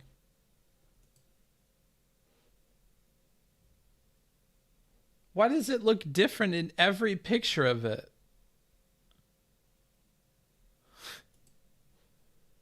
What is this thing? Am I the only person that has no idea what this is? I would, but your massive fucking head and panel is in my way. Well, sorry. I don't know what to tell you. Oh, is it? Oh. Here, let's nobody says anything, then I don't know to fix it. What was I gonna say? Oh, how am I supposed to draw this? He's different in every single thing. I guess I'll just add to the differences and draw him strangely. What in the hell is this guy? So I guess this is a fine picture of his costume. I mean, at least this is the $25 one, so I can take some time to think about this. Okay, so he's got a moon. He's got a face protruding from the moon. He's got a little top here, and he's wearing latex, I guess. Jesus Christ. This looks like a nightmare. This looks like what I see in nightmares, like with aliens and stuff. This is absolutely terrifying. Okay, what were the other requirements on this one? What did I write in my document? Wayne from Helix in a moe way. What the fuck? Wait, hold on. What is moe exactly? I know what it feels like, but I don't know like what it would be. Moe, sometimes romanizes moe, is whichever for strong affection. Okay. I just have to make him cute. You've given me an incredible challenge here, friend. I'm not sure how I'm going to do it. It's an old Adult Swim show. It's actually pretty good. Interesting. Huh. Well, I'll figure it out. I think I'll be able to figure it out. I have confidence in myself. Surely. Okay. Well, I think I can manage. I keep talking myself up because I'm gonna need it to get this. Okay. I think I can do it. I believe in myself. Let's go. I don't want to listen to Boogie Pete. I don't want to listen to this either.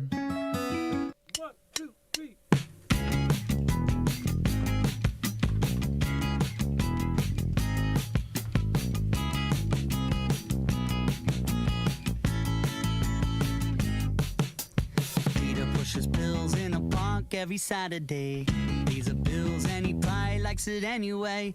All them suckers ain't he cocaine and Adderall. Get ahead and pick your poison, cause Peter's got them all. Feeds are college kids, weed and Klonopins, and their professors he provides the LSD. And as for ecstasy, he got a plethora. He knows the only way to get the dress of Jessica.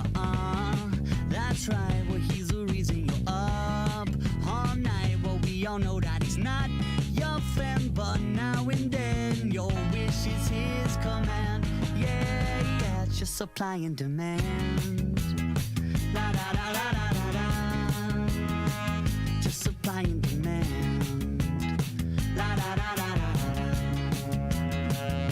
I don't know what I'm doing. Peter pushes bills, he's an old school hustler. Born to Actually, got a let's real see. loyal customer. Bobby the bum got a face like a prize fighter. Handful of change and a jaw like a typewriter. Bottles and cans mean, nickels and dimes mean. One giant leap towards whiskey and wine. He served in Afghanistan, straight to heroin. The nightmares left him sweating, but what's wrong? What have we done to the few, the proud and the strong?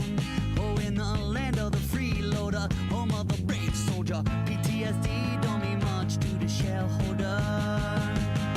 It's just supply and demand. La da da da da da da. It's just supply and demand. La da da da da da da.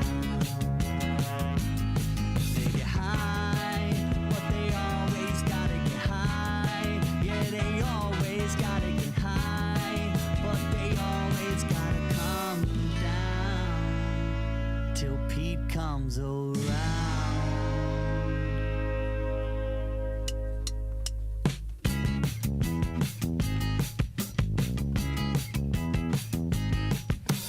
Peter pushes pills, but where do they come from? No, this isn't working out. Of a street bum. I don't know. Wait, hold on. I have to look up like examples of moe. Don't matter because everything is on sale. When one fall off the truck, come straight from Dr. Luck. I don't know what I would do for a moe pose. And when you're feeling sick, he prescribed you something quickly. And when you're hooked, yeah, you'll be back like he was tricking the gay. BC, well, it's as easy Okay, as I'm kind of on point with what I was doing earlier. Summer, you just don't understand. It's cash in hand, go as the businessman. Yeah, yeah, it's just supply and demand.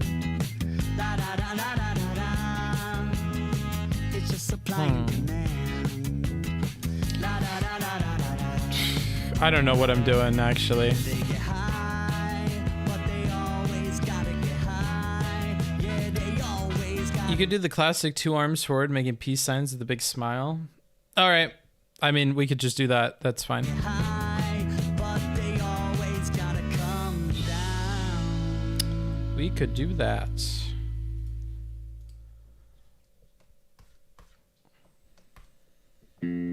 I'll just draw on top of this because it was already here.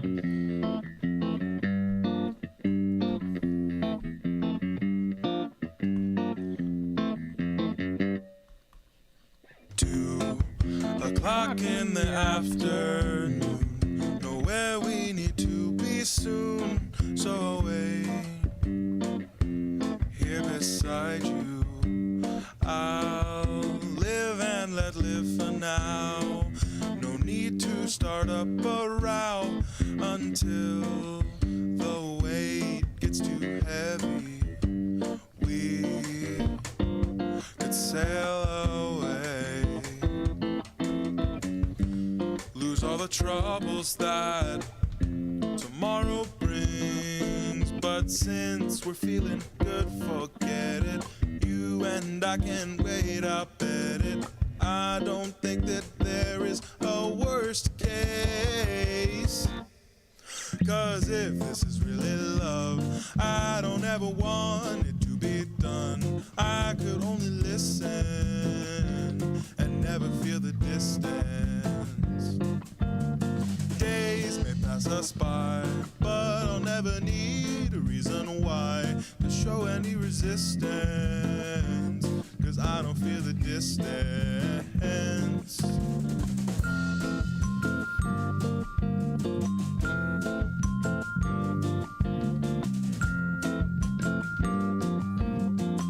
His nose is like so tiny.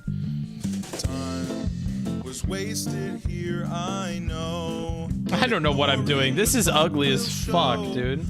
How am I supposed to do anything with this character? I don't... It looks like I'm trying to draw poorly. I don't know.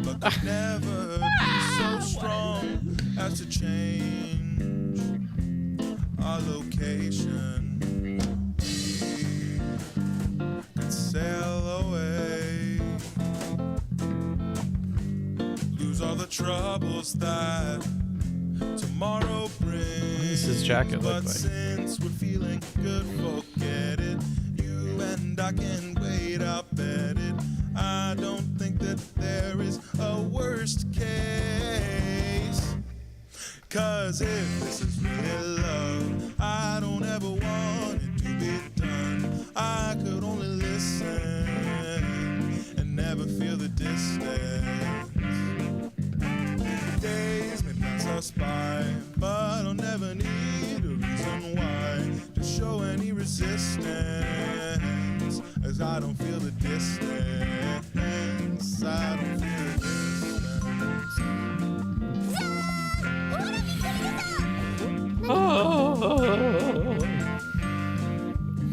Hey guys, it's me, Minecraft Man, coming at you, ending with a brand new advertisement for the Booksmarts Discord server. Oh gosh. Check out the ad on the Discord. Thank you, Minecraft Man 1027. Thank you for your contribution to the channel. Your $5. I don't know what I'm doing with this, dude. I'm gonna be quite honest with you. I can't make his eyes big because his head, he's supposed to be like, I don't know, bro. I'll just quickly finish this one, and then I guess I don't know, do another one in the background maybe. That's what I'll do. Here, we'll put a second one in the background just in case this wasn't moe enough. That's what I'll do.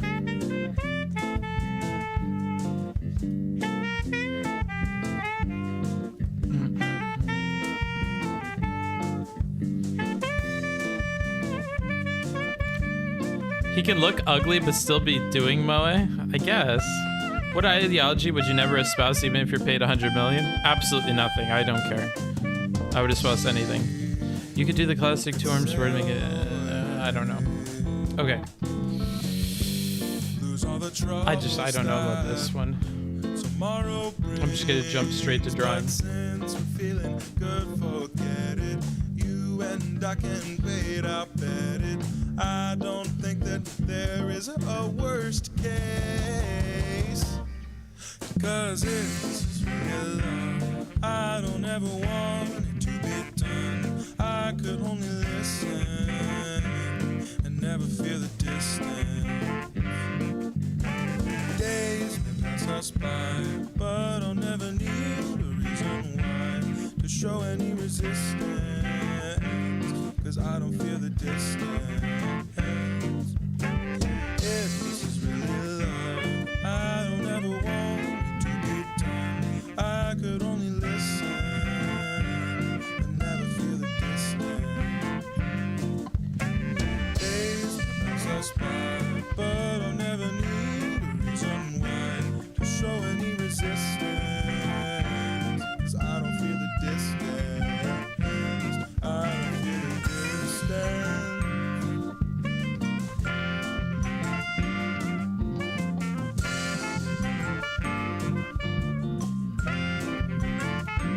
I don't feel the distance.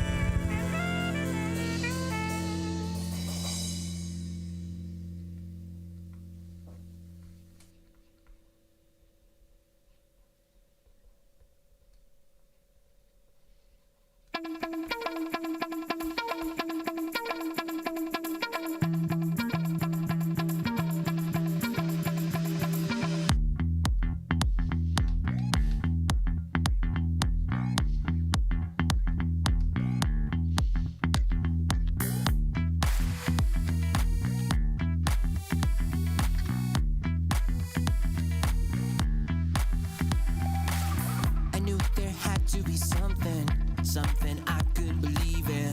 Deeper, sweeter than all the smoke I've been breathing. I lost my religion, my rhyming, my reason to find you, to feel ya. I want your inner stellar love. I searched so long for the answer, but all I got was a maybe. I know love is universal, 'cause you're from outer space, baby. They say it's all just a telltale, but I know when it's for real. I like the way that it feels. I thank the universe for sending you to me. Throughout the universe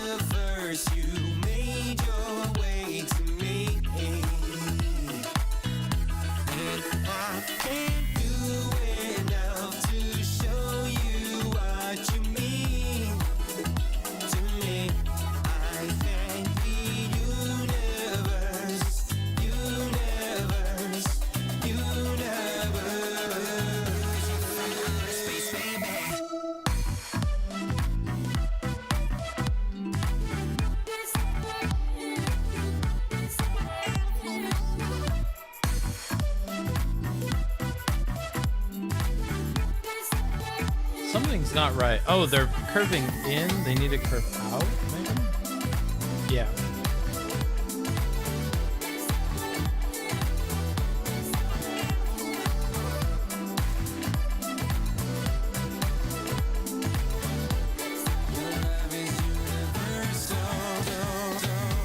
Searched so long for the answer. All I got was a maybe. I know love is universal. You're from outer space, baby. They say it's all just a tall tale, but I know when it's for real. I like the way that it feels. I thank the universe for sending you to me. Oh, I just wanna thank you, babe. Throughout the universe, you made your way to me. Yes, you made your way to me. And I can't do enough to show you what you mean to me. I thank the universe. Those hands fucked, but that's okay. I thank the universe for sending you to me. Oh, for sending you to me to share my love, to share my life.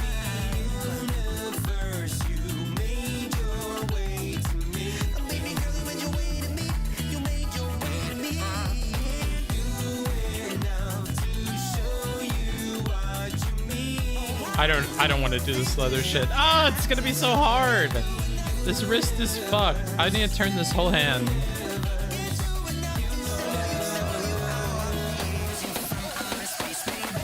I hate having to do this, but it must be done.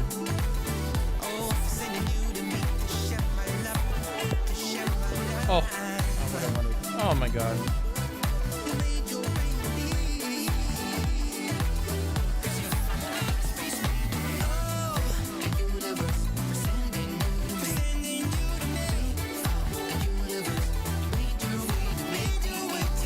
There we go.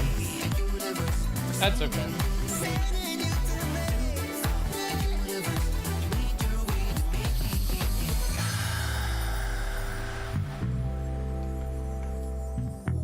Okay, that's gonna make it a little bit more believable, but still, there are problems here. I could drop the whole arm. That's what I could do. That's what I'll do. I'll just ignore my past sketch, because that surely will cause no problems in the case of this drawing, I don't think. Because this whole hand is fucked. There is no fixing it.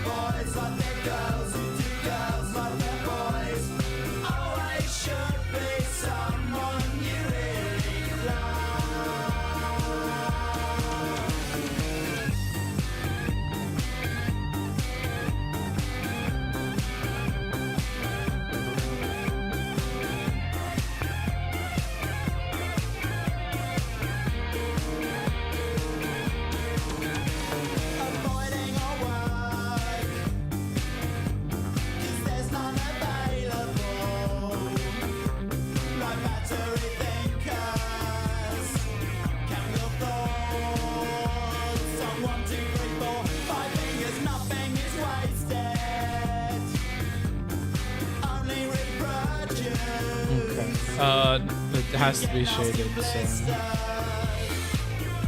Oh, I need the colors.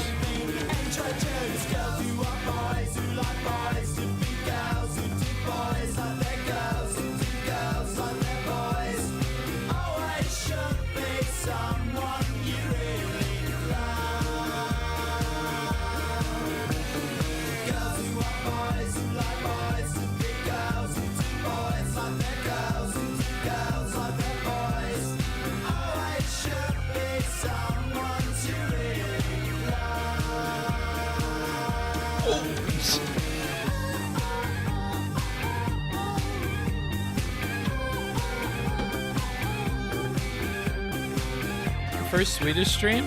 I guess technically, yeah. What how are you doing, Joachim?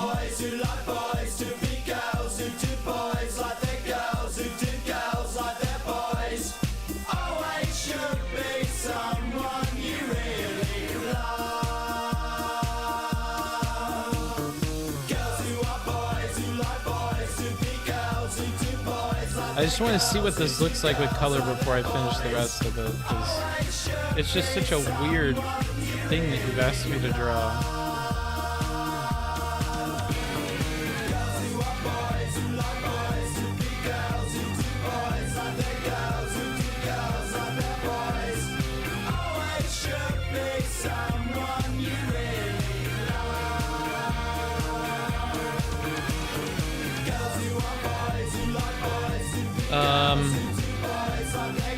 I just don't know about this character. It's quite the challenge. Maybe I should do it the way they drew it in this.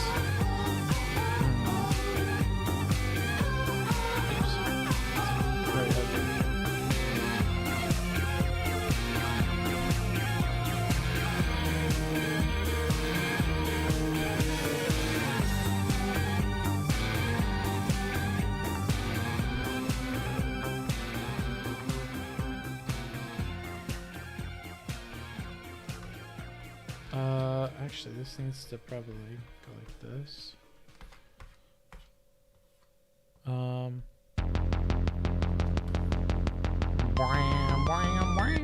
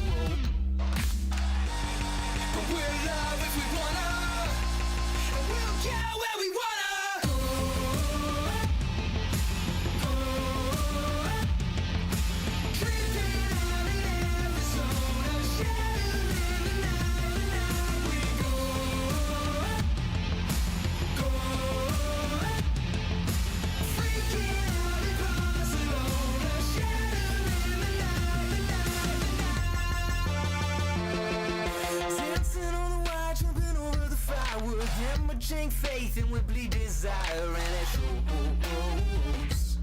What's the low? Staring on my side in the dark of the night. You're flicking on your pick just to see some light and you're low. But we glow. We're in love if we wanna. We'll get where we wanna.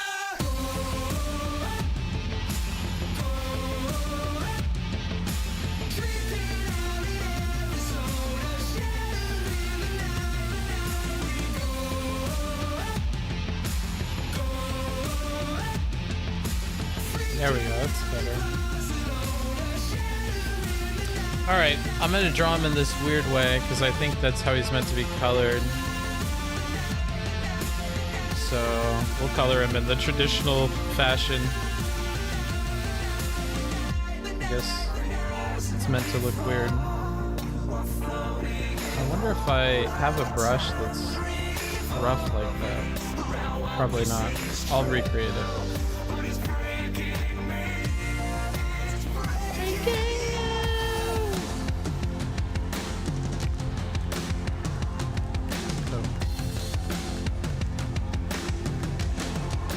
Why am I having a... Did I fuck up my brush?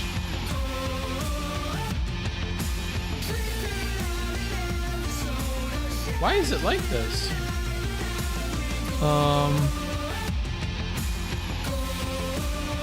There we go.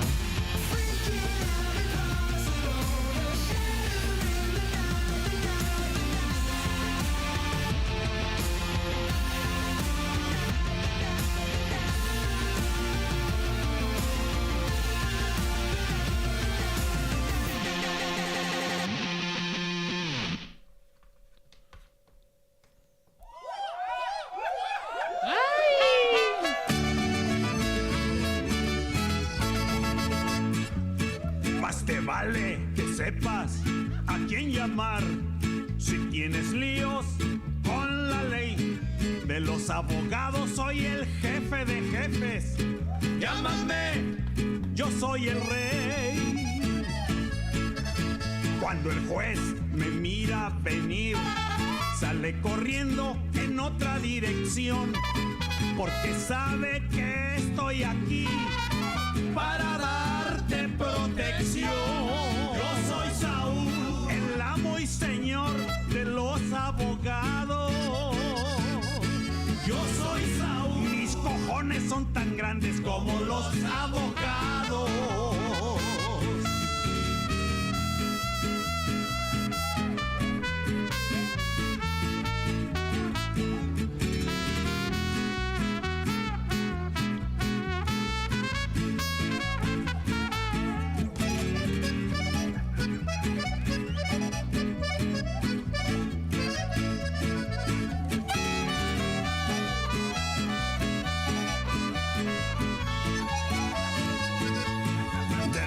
Sur no hay lengua más rápida ni hábil que la mía. Mis palabras abren puertas y celdas y paralizan policía. Tatúense en sus brazos mi número, pero más que nada en su corazón. Cuando escuchen las sirenas no teman, llámenme, soy el mejor. Yo soy Saúl, llámame hoy. Si no aparecerás un día muerto en un carro o en el freeway. Yo soy Saúl, el amo y señor de los abogados. Yo soy Saúl, mis cojones son tan grandes como los abogados. Yo soy Saúl, el amo y señor de los abogados. Yo soy Saúl, mis cojones son tan grandes como los abogados. Y por eso eres el rey.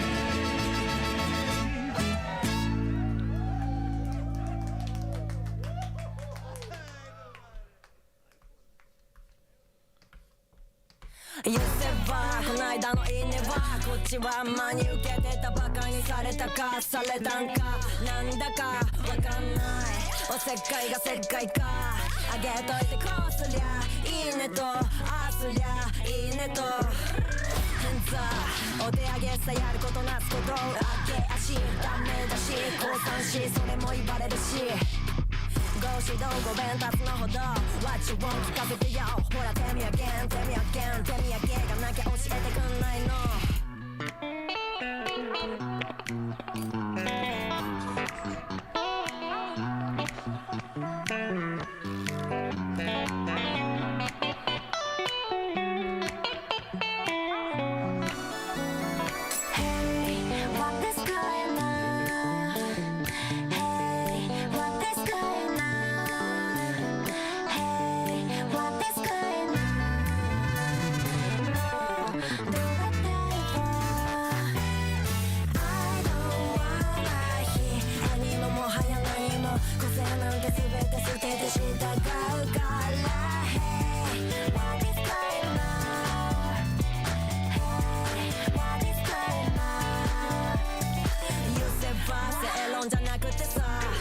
理屈でもないコボコボでもなくたまには先に言えばいいじゃんじゃんけんじゃなくてさ We go fast でなくちゃ響かないオリジナルな How you free Don't be shy and please say it to me はがなくちゃ刺さってないって言ったのお前だろう覚悟がないそんな知らないほら手見上げん手見上げん特に興味ないからどうだっていい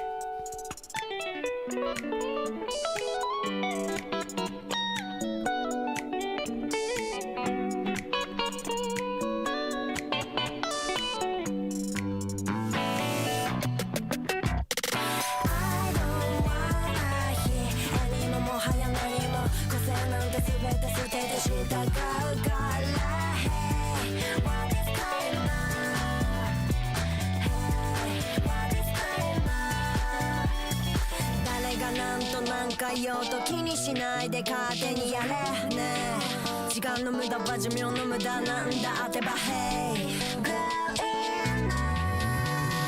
十分だってお開きにしましょうか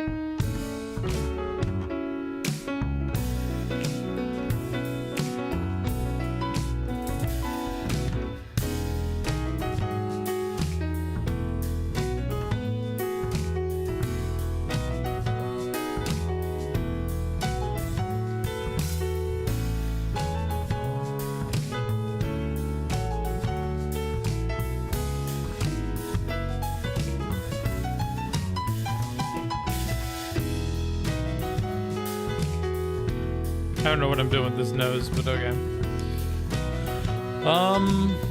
He also has this like orange color, I guess. I don't know how if I'm gonna do that. I need more here.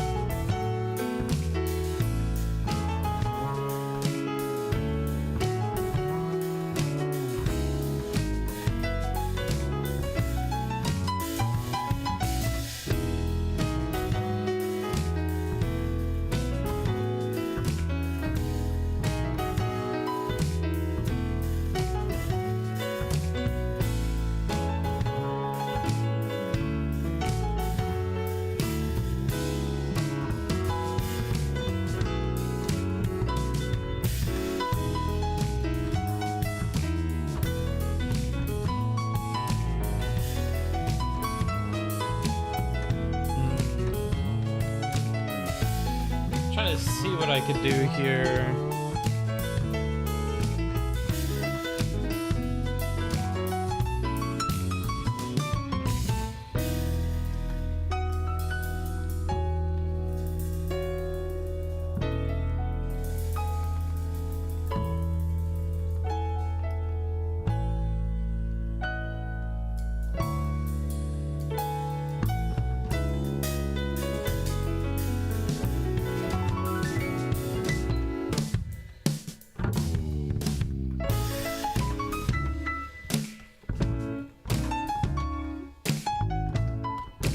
Oh well.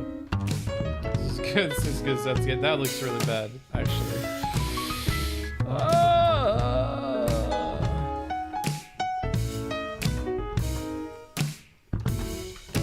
That's fine.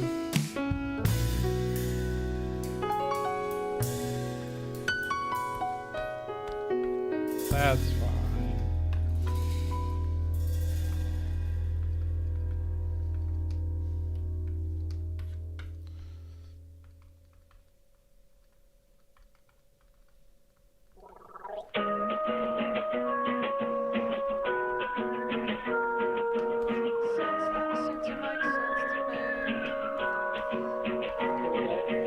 Sense never seemed to make sense to me. Not the sense you administered repeatedly.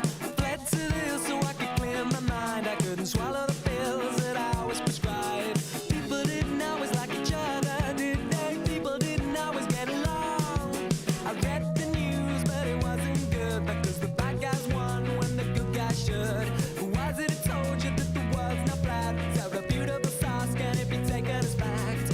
People didn't always get along, no, did they? People didn't always like each other, did they? Ooh, you know you never get to find out anyway. The game plays us for fools. You know you're never gonna get to have the final say. Don't get to make a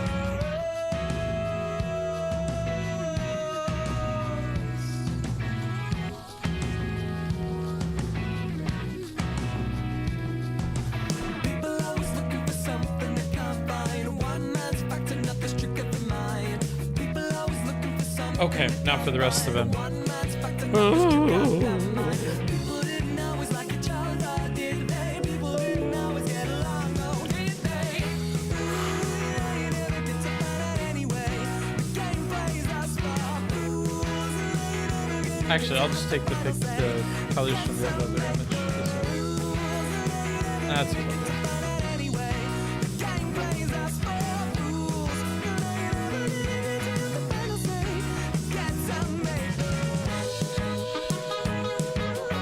That's stressful that all that's on the same layers, but okay. Kind of cringe. Good morning, Saint. Yes, Hylix. Good luck, Crayon. Booksmarts, you drew the mouth a bit out of proportion. Right side is supposed to be shorter than the left side? No idea. I couldn't care less. I don't want to fix the mouth. I just want to finish it at this point. Oh, it's the same color as him? Oh my god. I'm gonna take some artistic liberties right now. It can't be the same color. His thing's gonna be darker.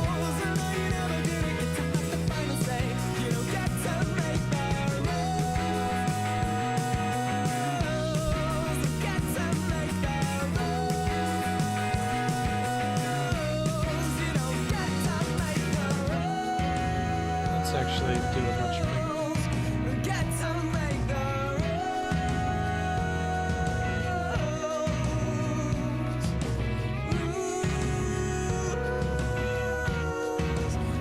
Space Start stream? Hey, what's up, dude? Happy you think so. We took requests earlier, and I'm just making my way through the queue. This is the highest request tier, so I'm just trying to give it my best shot. It gets color and everything. The $5 ones I try to do in 5 minutes. The $10 ones are just more complicated requests. And I'll try to do my own composition or maybe colors, like one or the other. On this one, I did the composition and I did the colors.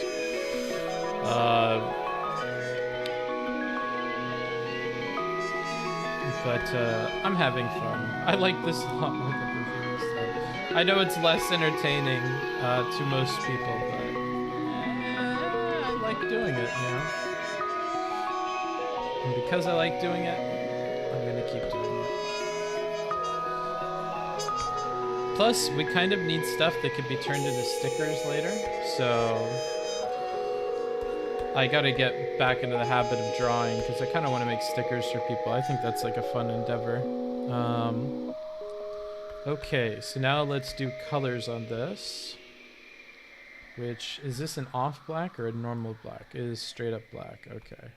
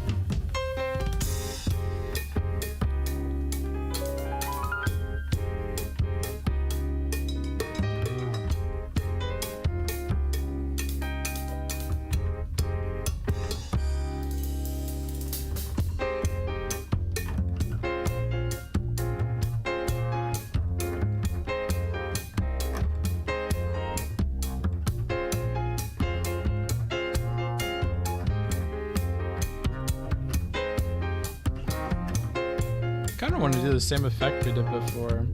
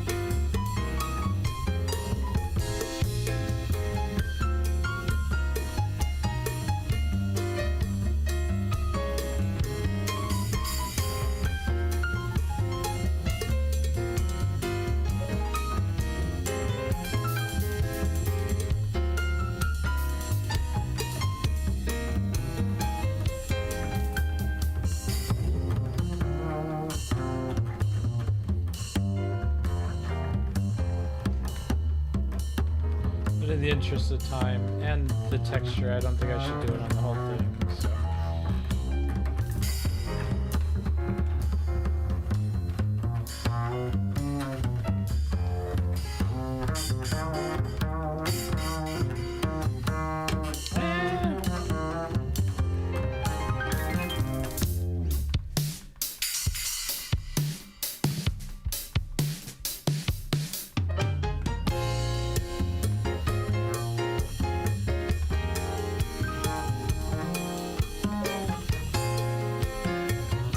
Gonna miss Boogie's reviews when he switches to healthier stuff for him? Yeah, maybe, bro.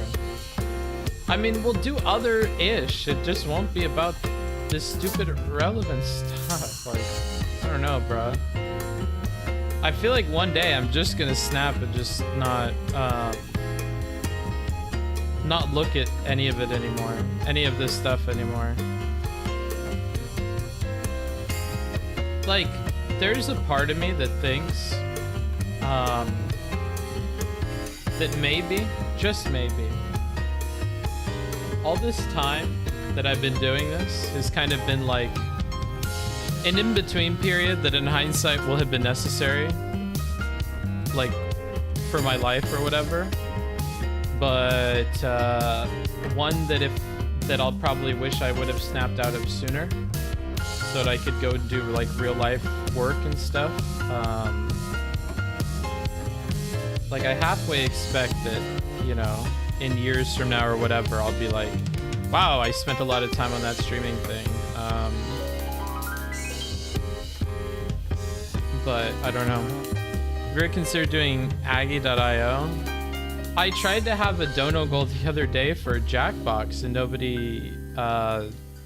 nobody contributed really for it, so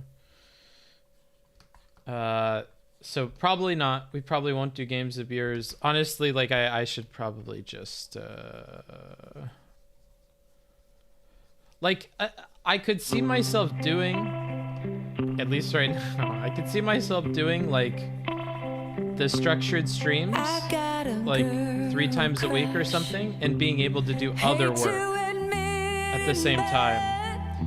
But I think no matter what, I probably have to start thinking about other work to do, whether that's another video project, like in a whole other channel, or real life work on, or going to college, or, you know, just I don't have balance right now with like what I'm doing presently, where I'm streaming and I focus so much on streaming.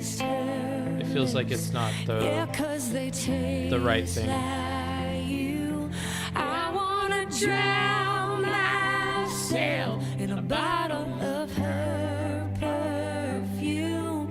I want her long blonde hair.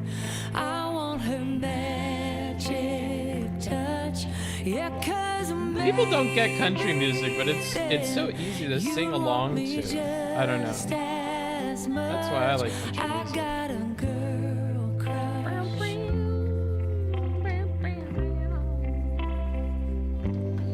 I got a girl crush.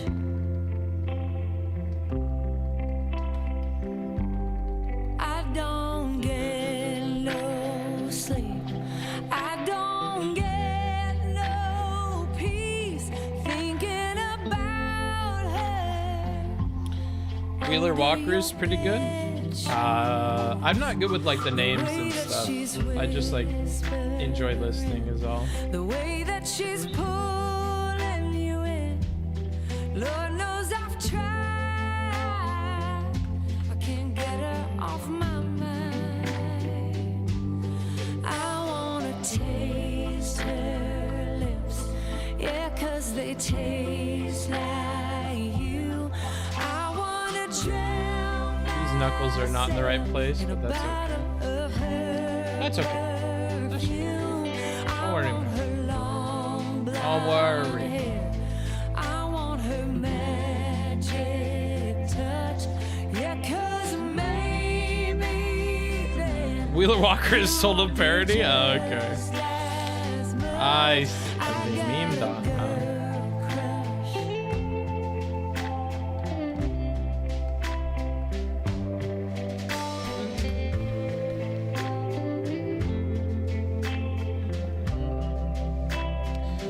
I don't know how much of my doomerness, now that I'm like reading journals and stuff, one thing I'm noticing is every time I'm really poor is when doomer stuff happens. But I don't know if that means I need to make streaming always make money for me so I don't get like bummed on it, or if it means that like streaming probably just isn't the thing that I should do and it's a blessing in disguise that money doesn't work for it. At least when I'm trying to do stuff I want to do. So it's tough. I don't act like I have it figured out. Okay, my host will be home soon. I think I could text him back and say I'm almost done. Because I think I can finish this very, very fast. Because there's not a lot more shading and stuff I really need to do.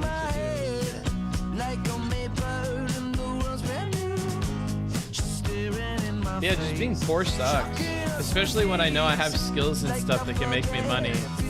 And if I min-max it, I should min-max it like doing essays or getting a job or doing other things that are like guaranteed ways of making money and don't need hours and hours and hours of work and don't hurt my mental as much and whatever. That's just my thoughts as I'm drawing, not really thinking about what I'm saying. So I'm as good as drunk right now if I'm doing this because I'm just distracted as fuck. This should be closer to the arm, but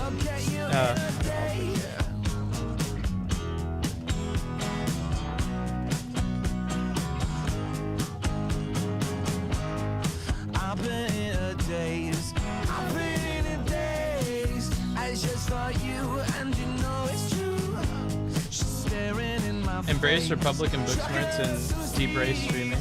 I don't think those things are at odds. in my face. Shocking as a sea, but she forgets if it's not for you. Like, yeah, no, I don't think those things are at odds. I just had to think about it for a second, but.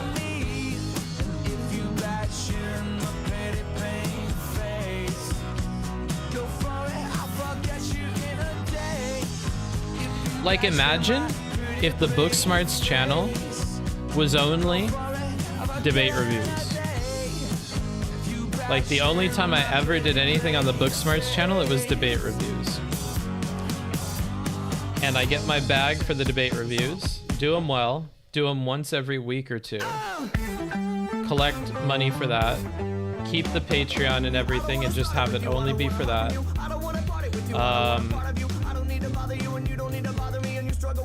You know, like, I don't know what I'm doing with this shadow here. But like, yeah, like imagine if it worked that way, right? Then I think that would make sense. I don't know what I'm doing here. Speaking of making sense. But it would suck because it would mean I'm not doing like all the fun stuff that I want to do with you guys, and I'm not building community stuff and whatever. But some part of me feels like if I can't get the bag and like make money doing this, I can't really waste time and energy considering everything else, like, because I hate being poor, and the longer that I'm poor, the worse it is for my physical health, my mental health, my prospects for the future. You know, like, the opportunity cost is huge. There's not really any reason that I should continue to suffer to do this shit. And while my mental is okay, you know, especially when I'm not, you know, because I don't take like a lot of money for me to be happy. You may think I spend a lot of money with traveling and stuff, but I really don't.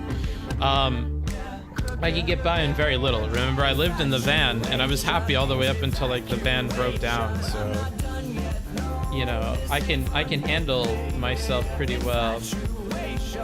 But how much could you make a year if you want to do 8 hours? I mean, if I had the work in front of my desk and I was making that, like, easily 6 figures.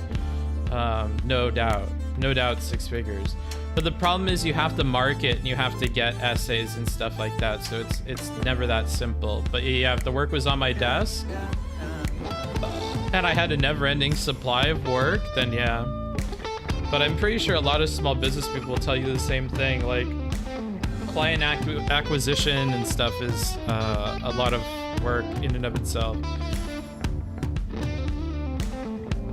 Like, most of the tools and skills and stuff I use to help with drama team and whatever are skills and stuff I got from managing the marketing people in essay writing. Not so much the editors and stuff, honestly.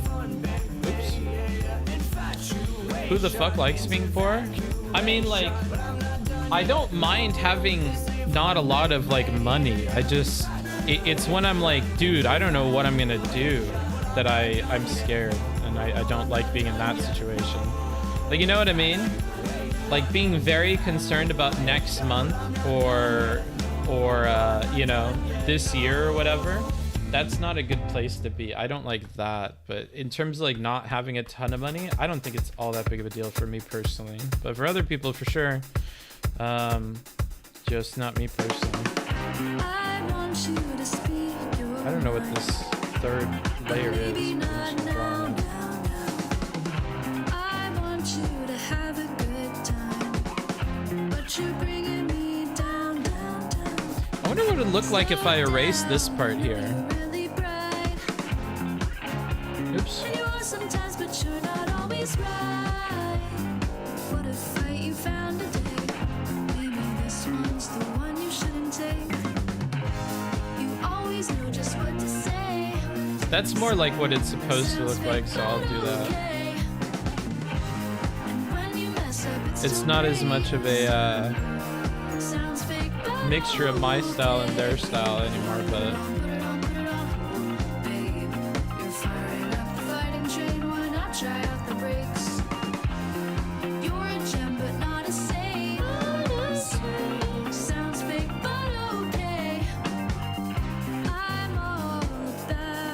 yeah, man, I get what you mean when you said at the beginning of the stream, time to be an adult. Art doesn't cover the bills, so now I'm doing a part-time job that isn't fulfilling at all. Yeah, yeah. The thing is, like, doing full-time other shit isn't necessarily fulfilling either. You know what I mean? Like, if you did full-time art, how long before you get broken, right? And it's the same thing with streaming, like, you know? I think it's honestly better. So here, I'll draw this out actually. So like, yeah, I'll just use the medium of drawing to communicate my message. Who would have thought? Oops. Depends on what your dosh is. No. Let's be serious for a second. So, if we take the percentage of your life where you're awake, right? And you have all of your, let's just say this is how much time you spend working. Like, I actually think if you have a bunch of work here, that's your fun part. And then you have all this, that's your not fun part.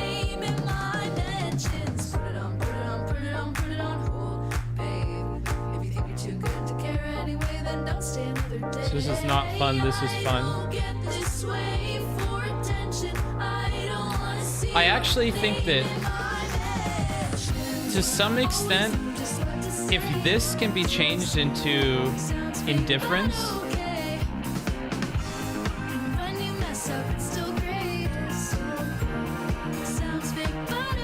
if you can be indifferent to your stuff that you're working on, and then you can have like this slice be fun,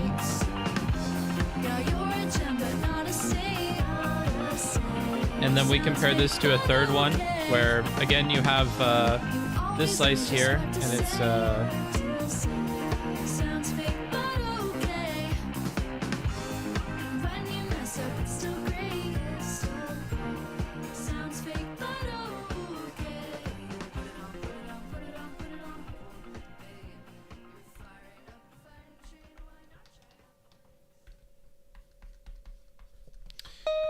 I actually think in the long term, like if we took a, I'll just pause that for right now. I like that song. Let's say that all of these ran a race, right? And they all go out and they all hit this like 1 year mark. And then out here is the 2 year mark. And out here is the 3 year mark. And out here's the 5, right? And we're on this like I don't know, tube of life or whatever. All right. I actually think that like you take this fun thing and it'll fall apart for various reasons. Like it starts to fall apart here. Like, uh-oh, the fun thing is becoming not fun. And I still am picturing, like I have a picture on my desk of this chart where I had fun here and not fun here. And this starts to be a memory that you remember here. And you're like, oh, yeah, like when I zoom out, I do this fun thing all the time, but the real chart looks like this. Maybe here, some of the work is fun, and maybe some of the work is not fun, and it's more than it was before. And then maybe a huge chunk becomes indifference. So actually, you've got this chunk that's indifference. Your not fun part has grown by like a little bit, and your fun part has shrunken. If you don't begin to confront that fun doesn't make up this huge portion here anymore, and you don't begin to confront that the not fun part has grown by 5 or 10%, or that a huge chunk of the work has become indifference or whatever, you can't keep thinking about this over and over and over. Like you can't keep up with that, because you're going to run into problems. Like if you're still thinking that over here, and you're still imagining that one part of this is this and the rest of it's fun, and now it starts to be that like half of what you're, or a chunk of what you're doing is indifference, there is a sliver of fun, and now everything else is kind of not fun, and you start to grow like this, and you're still looking at that. At some point, and actually what inspired me to kind of like start opening myself up to the idea of not doing this anymore very seriously is so there's this author of a book, and he talks about companies that like succeed or fail or whatever, and he talks about how do companies that are really, really good fail, and he says that there's like 5 stages to it, and it's like cancer. If we imagine cancer has 5 stages. In stage 1 is hubris, or overconfidence. Just the existence of it. Totally treatable, right? This is totally fixable. You can definitely fix this. It's not even necessarily a problem right now. It's not a problem. To like your company's doing good, maybe you have some hubris, some overconfidence. You're not really acting on that at all. Totally fixable, not really a problem. And this fixability will happen all the way up to 4. But it'll get harder and harder. So maybe we'll make this turn orange. Boom. And it gets even harder towards the end. And it's like here. So it's not a problem. No big deal. But here, you start taking risks.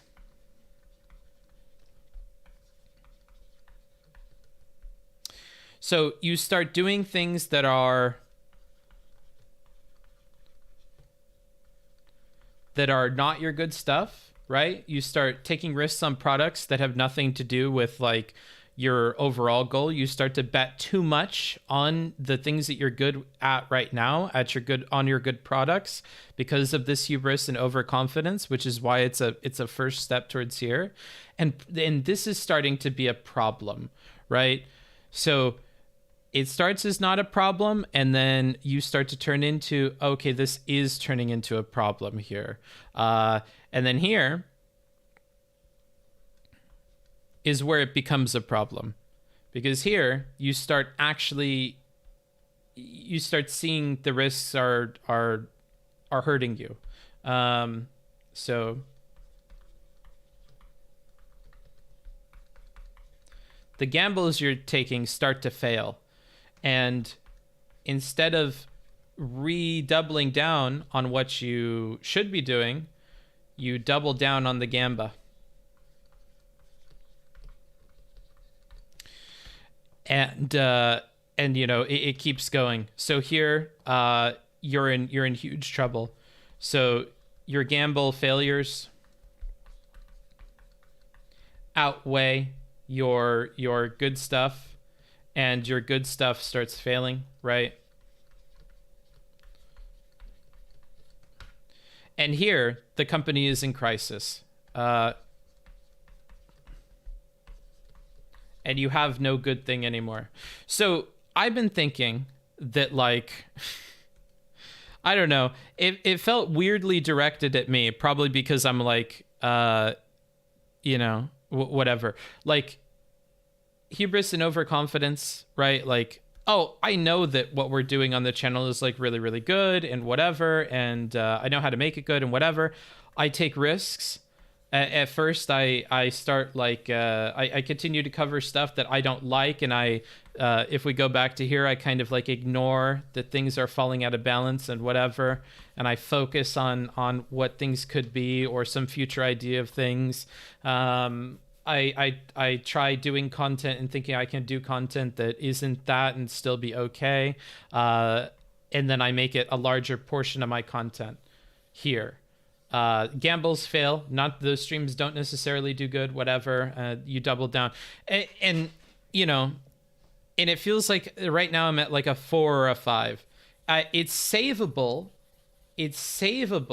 and the author mentions as much, that even technically at 5 it is savable, but it requires like a huge rework, which is why I'm considering, like, again, this is all ifs. If we're not able to like really like fix a lot of the stuff that's going on with the finances and stuff, then I might have to consider some serious stuff. So that's like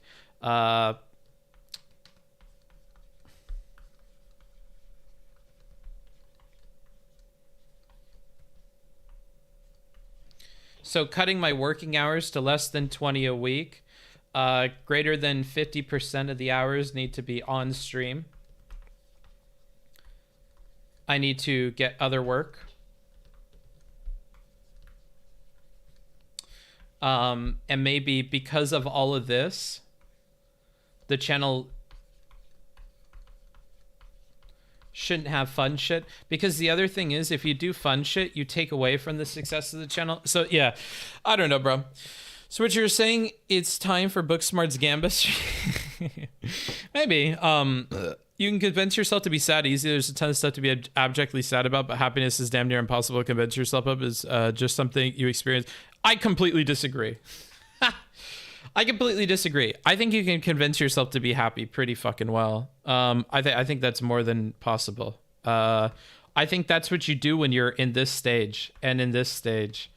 And that's what you start relying on pretty consistently in this stage. I think hopium is a helpful meme, because I think you actually can, and that's what hopium comes from. Okay.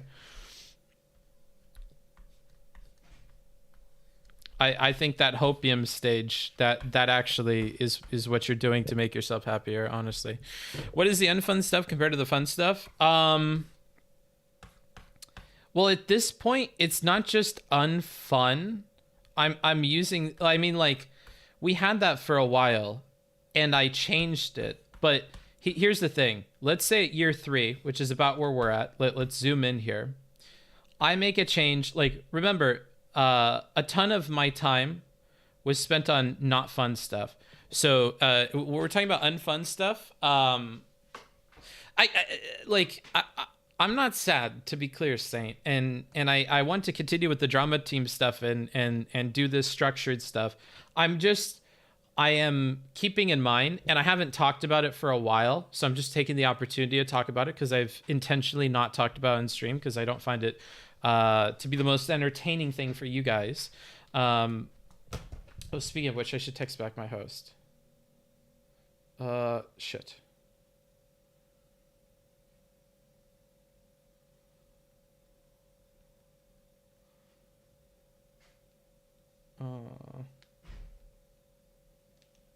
Okay, I'll just finish up this talk real quick. So there was a bunch of unfun stuff. What do you mean? Like, there's all the research. There's the topics being stuff that I don't like. There was whatchamacallit? Here's the thing. So there's all this. There's also suffer streams, which I don't like, but you guys like, right? But that's all whatchamacallit? That's all this, right? It's not fun. But I learned, and I think this is what I'm doing now, and this is why I'm trying to be like really, really careful, is indifference. I think that what I'm doing research on cool topics. Welcome home. When I'm doing research on cool topics, I think this is like indifference. When I'm doing like drama team, it's probably that as well. I think teaching you guys is kind of fun though. Or sharing the cool topics. That would all fit here. But yeah, so that's read that. But I feel like what's happening is I'm expanding more of this because I know that money needs to happen. So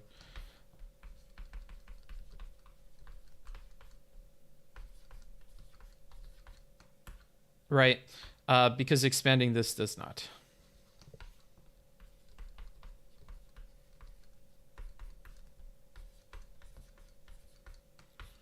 And the only reason why any of these have to be selected is because. Okay. And there you go. There's that. Now let me. I want to finish this guy. He looks really cool. Because like this is fun. I enjoy this. This is plenty of fun. It starts off very mundane and then goes off the rails. Oh, the manifesto thing. Okay, cool. I'll read it. I'll read it tonight when it's all done. That'll be interesting to look at. Let's see here. The charts work the same for if you play video games and watch YouTube all day. Yeah. Are you ever scared? No, it's not an option, Cyber. I was mostly being serious. I hear some people like to juggle a lot of different tasks while other people just like to build up steam and grind on one thing all day. Yeah, I guess I don't really do that. I think it shifts a lot of the time. That's why I don't think the dosha thing is uber helpful. Let's see. It's same for us with board games, different kind of work, but obviously the most amount of work we do is on marketing and just getting to retailers. Yeah. I found the debate Twitch sphere because of Steven, and that's literally it.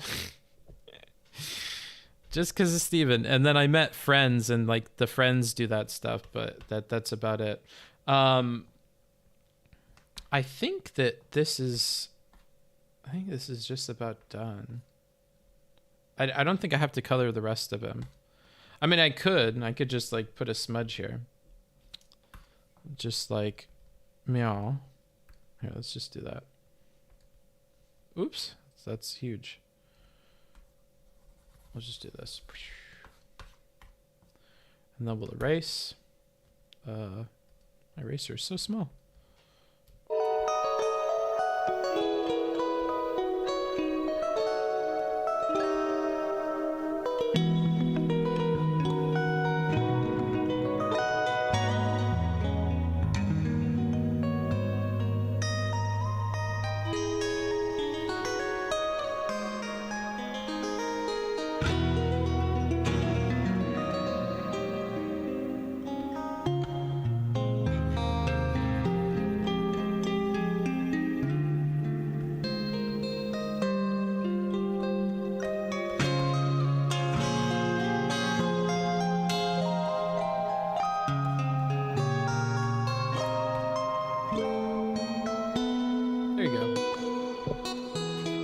I kind of like this coloring style. I think I'll do that again at some point.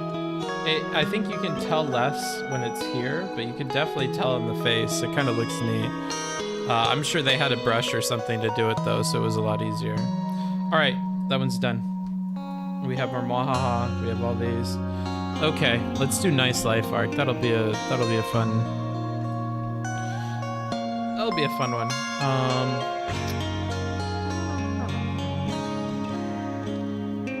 Yeah, I already talked about Jordan Peterson.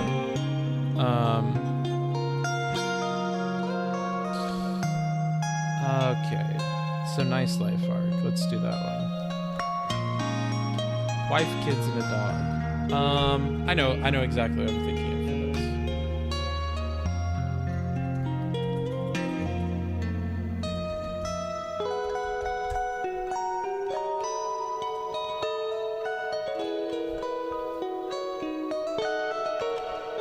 I know the composition for this one, for sure.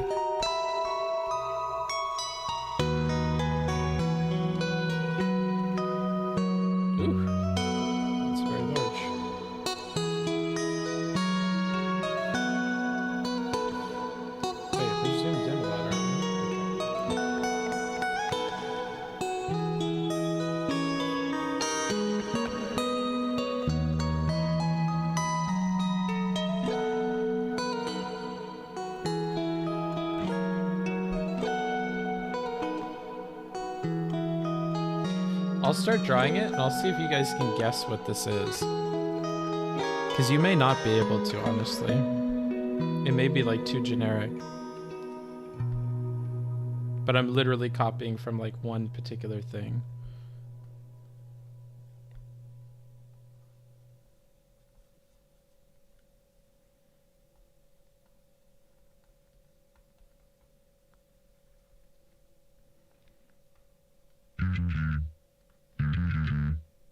Yo, you got games in your phone.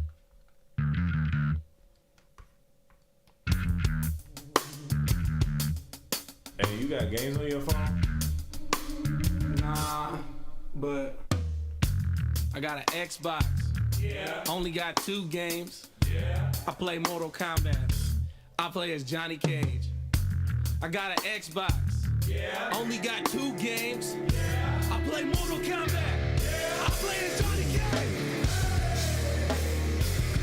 Yeah, Johnny Cage. Hey, scratch that. So you play.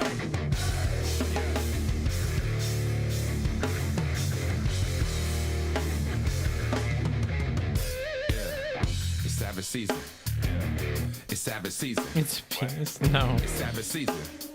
Have you ever tried doing a large piece, landscapes, or a full body figure drawing or painting? In real life, but not on stream. Gotta be going a little bit harder than anybody else trying to get up. But if you had more time to do your stuff, I feel like doing more art could be something really to dive into. Yeah, maybe. But it's no need to pretend we ain't really got to try though. I mostly like it just because I have what I think is a knack for it. Like, I don't get upset doing it. Because we the kings of this shit. Tell me why you trying to lie, ho? Risotto with your eyes closed. Cause you sleep in this bitch, but we I'll do 2 little scenes. These are the friends that I might really want to link with eventually. But this would have been particularly fascinating when I'm taking the ink to the pen to the piece of the paper. The whole walk on the deep end, but the deeper in the heart of it, the season of the lens. And now you're taking a couple of steps away so you can see the picture. Your awakening is at stake and I thought I'd be for dinner. But I ain't worried about that shit cause I'm a veganism. Psych nigga, yeah, I eat the chicken. But I ain't really about that beef life, nigga. I don't need swine neither. But if I see my niggas struggling, you better believe I'm bringing every team I'm with so I can bring my niggas to the T.O.P. Guaranteed on me. Even if you're atheist, I put that shit on G.O.D. Cause the AFABC. Keep it going till we OD. Yeah, we like PlayStation, but we prefer them Windows seats. Cause I got an Xbox. Yeah. Only got 2 games. Yeah. I play Mortal Kombat. I play as Johnny Cage. I got an Xbox. Yeah. Only got 2 games. Yeah. I play Mortal Kombat. Yeah. I play as Johnny Cage. Fatality. Pull out your heart and sleeve. Break out your bone. Break that tip over my knee. Clifford? No. I don't think anybody's getting it. It's what is it from? Oh, from Full Metal Alchemist. I don't care to get the proportions right here.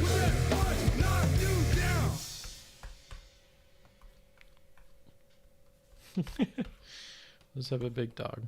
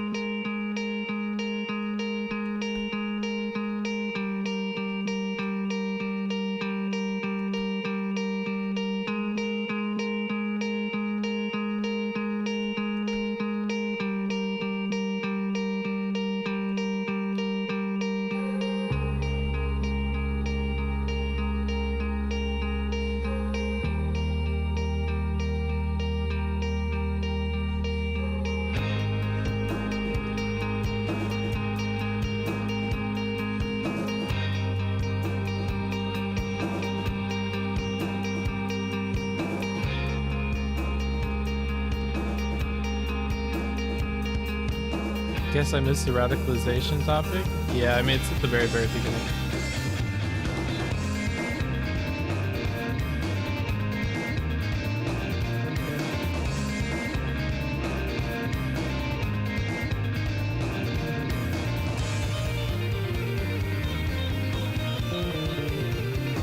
Very beginning of the stream.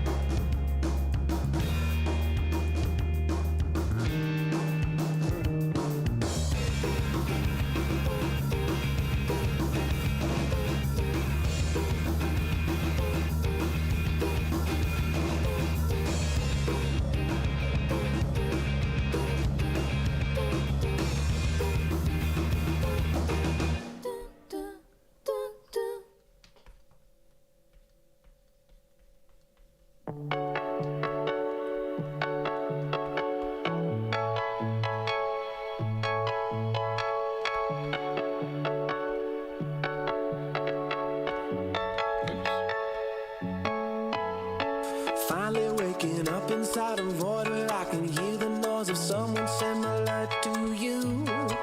I'm still a little tired, but I can try to muster up a kind of style that in a way would calm the room. But you can't point me out when I am down and feeling like a pawn inside a game where I don't know the rules. Oh, we're making love and carving out a different road to take away, but I will never make you choose.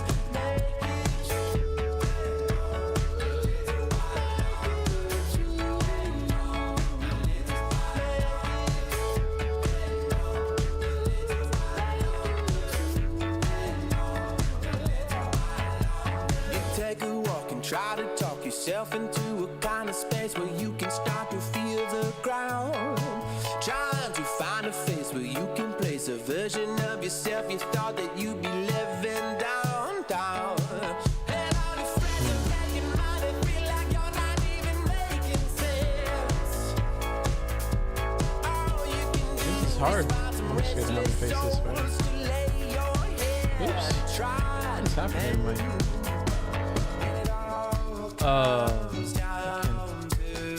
My brain is broken.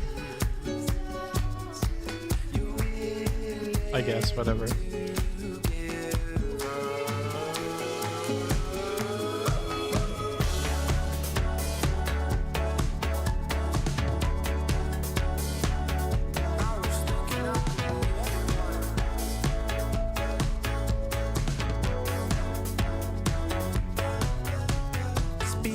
The street, come to me, let him breathe, let him feel till his had this spell. Oh, let me wash away the very nature of my passions and my pleasures, let me bend the will. And Jesus Christ, let it in, let it die, let me lay in a house till the walls cave in. Oh, finally waking up, but I'm alone and I'm waiting for something real to begin. But it all comes down to you willing to give.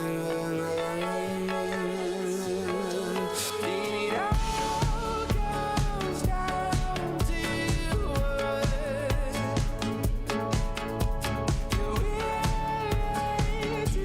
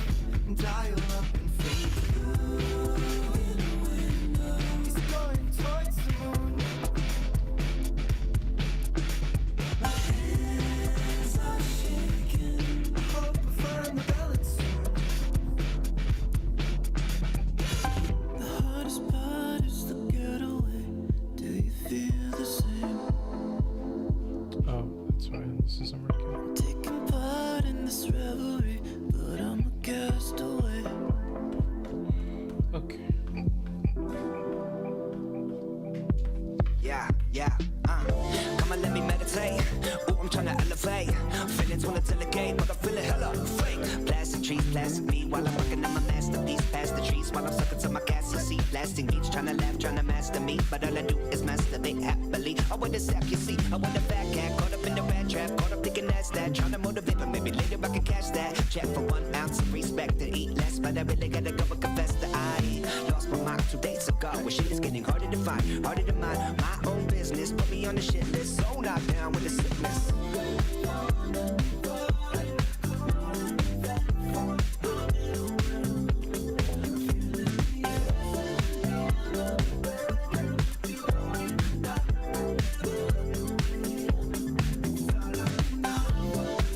My lips is down. Yeah.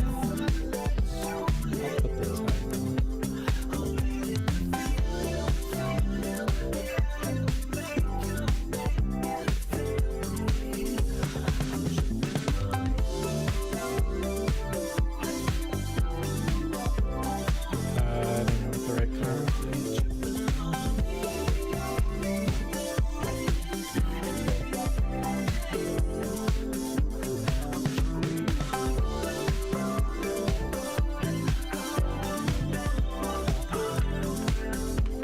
All right.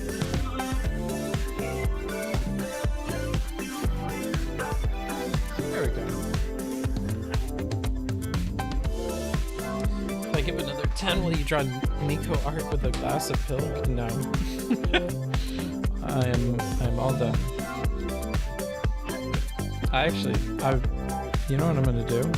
I'm gonna cheat.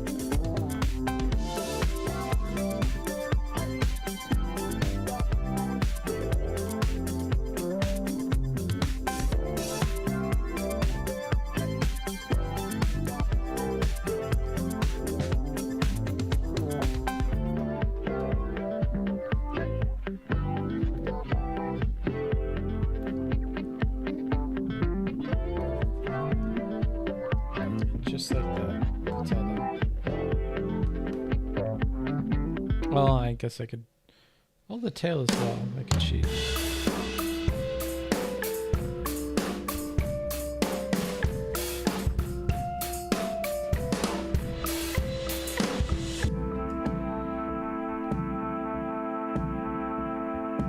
You've gone total primitive instinct, just the will to live. Never been there, but I'll go. They're so intellectual, deep thought, psychosexual. Got what they want, and they know. I can see it in their eyes. They're coming for you. That's all of them. Whew. Painted faces, sharpened knives. All right. Do you think it's funny? If you dress it up, you'll have to break it in. But you never look better than when you ain't. Okay. I'm gonna go. Have a good rest of your day, everybody. And